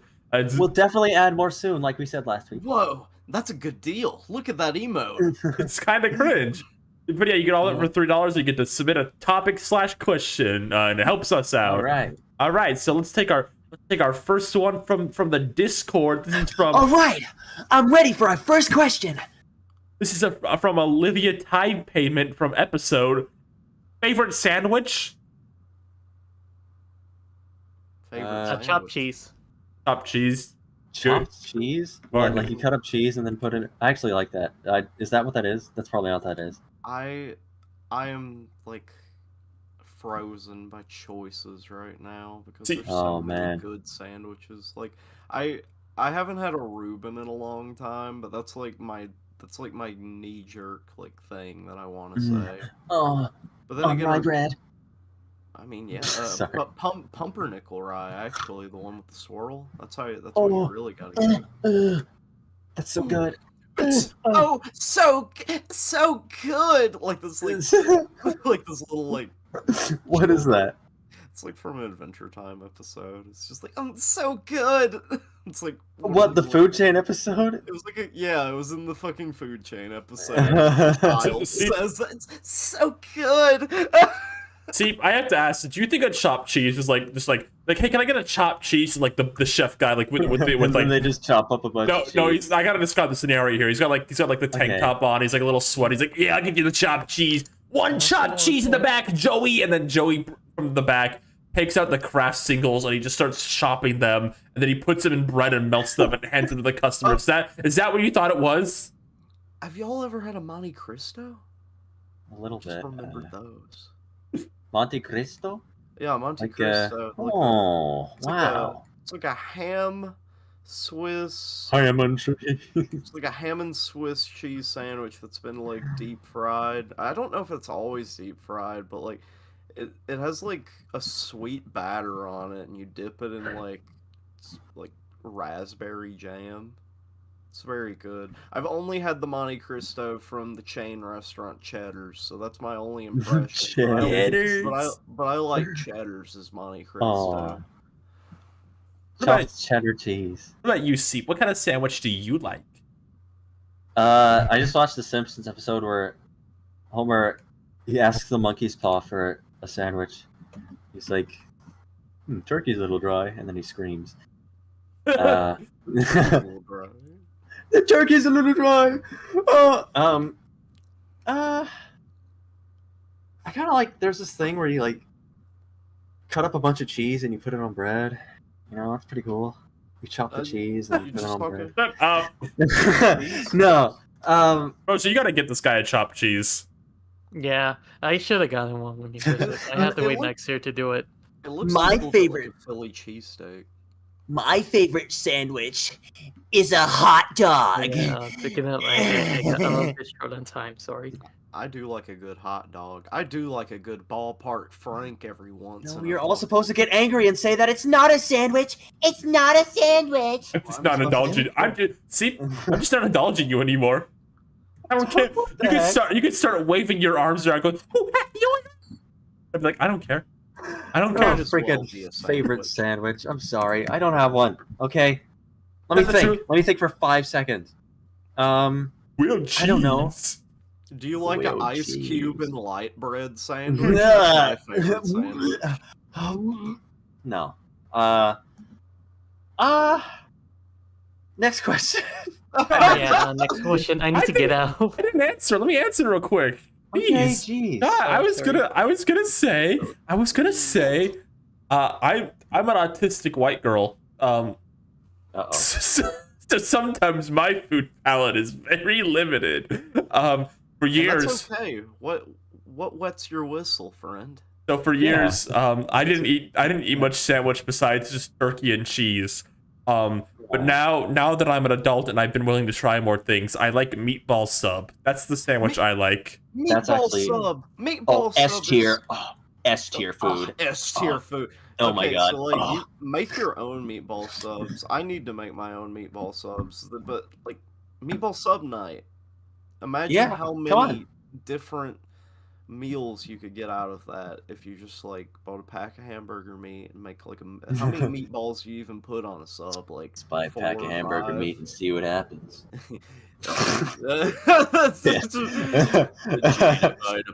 just buy a pack of hamburger meat and see. Oh my God, see Jade. what happens. Gene, my big butter, fetch it. No, this isn't for the restaurant. This will be for us, Jade. Jade. Like a father-son bonding moment. Gene, this is the family meat. We have to keep it safe. And then Gene goes, "All right, Dad." Don't ever take it out of the freezer, Gene. It'll spoil. Okay, Dad from Bob's Burgers. Alright, Dad. Dad, I need to bring. Dad, I'm going through puberty. We need to bring the family over to Jimmy Jr. Jimmy Jr. wants to have our family meet. God, that's really accurate. I need to eat. I'm sorry. Okay. Let's do one more question because Russell wants to eat. This is I'm hungry too. from Alf Knoll in the Discord. What are your thoughts on some recent indie animation releases that use Amazing Digital Circus as an example? I mean, that's the only one, right? There's no other. No, there's like where's that one with the kitty cats? There's that one I didn't see. Yeah. Ooh, Well, like Has-Been Hotel. there's this really cool indie animator I've been following. Everybody just ignores me. What do you want me to say to that? No, Sure is a I think that was the appropriate response. No, I've actually been following this indie animator for a while, and he's been gearing up for this really cool project coming up on the 30th. Okay. It's called Painter CP. Oh my God. You should really check him out. Where can I find him? You can find him at youtube.com/PainterCP. I'll look him up. Or click on the Painter CP button on the YouTube app. Okay. To get my opinion out there, because I think the big one for the week was the Digital Circus thing. I watched it. I think it's very impressively made. I think it's got a big production behind it, and I really support everyone working on it. But I just don't think it's for me. I didn't really love what it was pitching personally. I think I think that I could see why a lot of people liked it, but I think a lot of the things, like, I kind of watched it and, like, I would space a lot of what's going on here, like, way further apart. Like some of the stuff they do in the first episode, like, that's like a season ender kind of thing to me. I think doing it a bit early on was a bit much. Maybe that's just the way I view, like, stories and shows. Like, it'd be like, I don't know, it'd be like a Bill Cipher showed up in the first episode of Gravity Falls is, like, kind of what I'm thinking with it. It's like what it had in the first episode. Mm-hmm. It's kind of some stuff I think if I was making a show, because I think for, like, pilots for me are very much like, if it's like kind of like how do I word this? Like, the first episodes of, like, shows are very much like, okay, you're gonna get the basics of the world and the characters, and we're not gonna go super into, like, the plot stuff quite yet. Like, we're gonna have like maybe a small adventure in this world before we get into bigger stuff right now. Like, the first episode of Gravity Falls is like, it's an easy example because it's a good pilot. Like, this is gonna be like, you don't get, like, Bill Cipher, you don't get a lot of Stan yet. Like, we're gonna just go on a little adventure with the gnomes, kind of get, like, what an average episode of the show will be like, and that's kind of what that is. But I think the pilot for Digital Circus went a bit too immediately into, like, It got too lore heavy. I mean, like, a little, yeah. And I don't want to deride it because I think it's very impressively made. I only wish the best for the people working on this. But if I was making a cartoon thing, I would maybe space things out a bit more, just personally. It showed him a little too soon, and I kind of wonder, like, how would they follow that up? I haven't Like, really they probably do. I haven't really, like, looked at anything about Digital Circus. I just sort of, have seen pictures of it, so I have a vague idea of it being like a cartoon. But is it just like a pilot thing right now, or is it Yeah. So maybe that's, also part of it, right? Like, pacing in this, like, just starting pilot episodes. They're just kind of like, well, we need to get, like, the whole idea across, I guess. Right. maybe Oh. it sort of got into that, you know, like, yeah, there's gonna be like a lot of stuff that's kind of, you know, like Adventure Time Simon stuff, but like, We can't all be the Futurama pilot, which is like beautifully crafted and expertly made. But if this got fully made, I would be interested in seeing a bit more to see if my opinions change. is the Futurama pilot just the first episode? Yeah.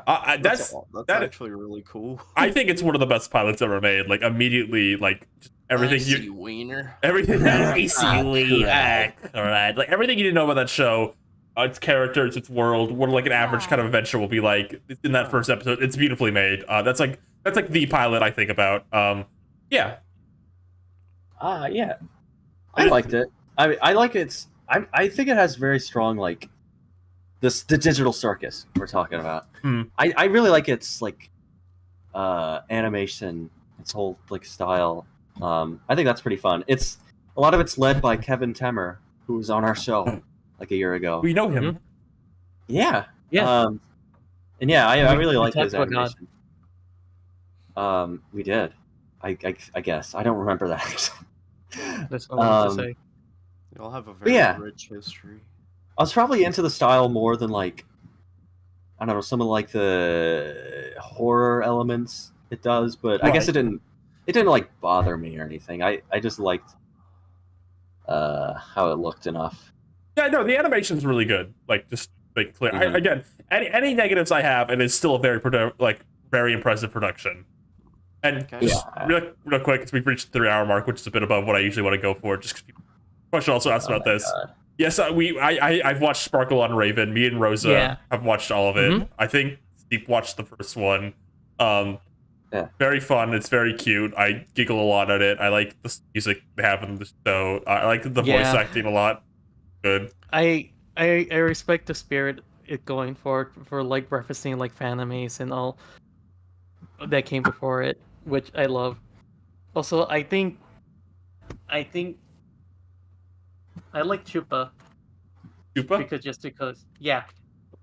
Okay. But like I know they're too loud, so I just think it'll be funny if it just says Chupa, not say anything, and they pretend Chupa says something, and then they leave. I just like looking at them. They're very funny. They're honestly love designing that freak.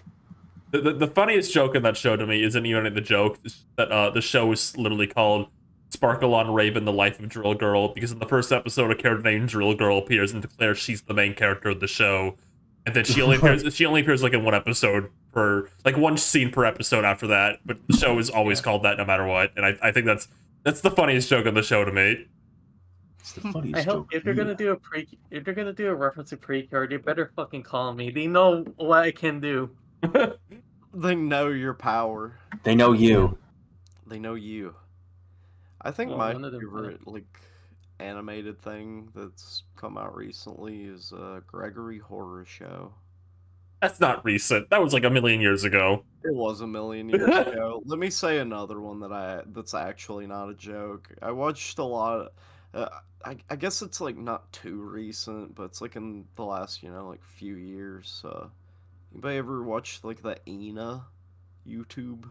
You remember that? Yeah. Yeah, like Ina. I've been. There's gonna be a game coming out soon. Ina the game? Yeah, Ina the game. It's Ina Dream Barbecue. Oh, And I yeah. really enjoy those. I think those are very, very fun little animations that have a lot of wacky and zany characters. Yeah. All right. Thank you, everyone who came tonight. Thank you for sticking with us. Thank you for joining us as we get kind of used to a new format. I'm sure we'll get more used to. We'll adjust more. It's been a bit crazy tonight. I think we had a good show today. I think we had a great show today, actually. It's better than what you thought. Thanks for I putting up. think Kurumi was really going for it with Karen. What? Kurumi. Oh, yeah. It's a freak here. She really was shooting her shot. She was ready to shoot her shot. Real quick, I want to give a special thanks to our first 15 ever YouTube members real quick. Let's give a special shout out to Banshee Neat, Poppin' Pog, Funky Izzy, Nito Nile, Alpha Null, IDOC, Kels, Gloomy, Mush TV, Olivia Gwendolyn, Magnemite, Kerbot DX, The Real Yokow, Under CD, and Thingy Bob Inc. Thank y'all for supporting us. It means the world. Y'all heard my alarm going off. That's Dr. Mario telling me to take my pills. Aw. Well, on that note, I think we should all get out of here. Let's all get on the bus. Yeah. Well, Yeah. hey everybody. Hey y'all. Thanks What? for having me on the podcast. Of course. I hope. Hey. Well, continue. I mean, I'm just gonna say it's nice to have you here. I mean, It's nice being here. I'd like to come on more maybe. Like, yeah. I mean, if y'all would be so kind as to have me again, I'd love to sit down again and talk a spell. Ryan. Yeah. Should we give Gert the special guest goodbye? Matt. Mario. Timber! Ah, jeez, you pushed her overboard. I pushed Gert in the water. Bye-bye, Gert, and come back I can't next week. swim. Help! Help! Ah, jeez. I don't know how to Slug. swim. That's Wait, what? true. I actually don't know how to swim. Help! Help! Uh-oh. Why did you do that to me? That's the Was special guest goodbye. That means we like you. Goodbye, everybody. Thanks for Bye. coming.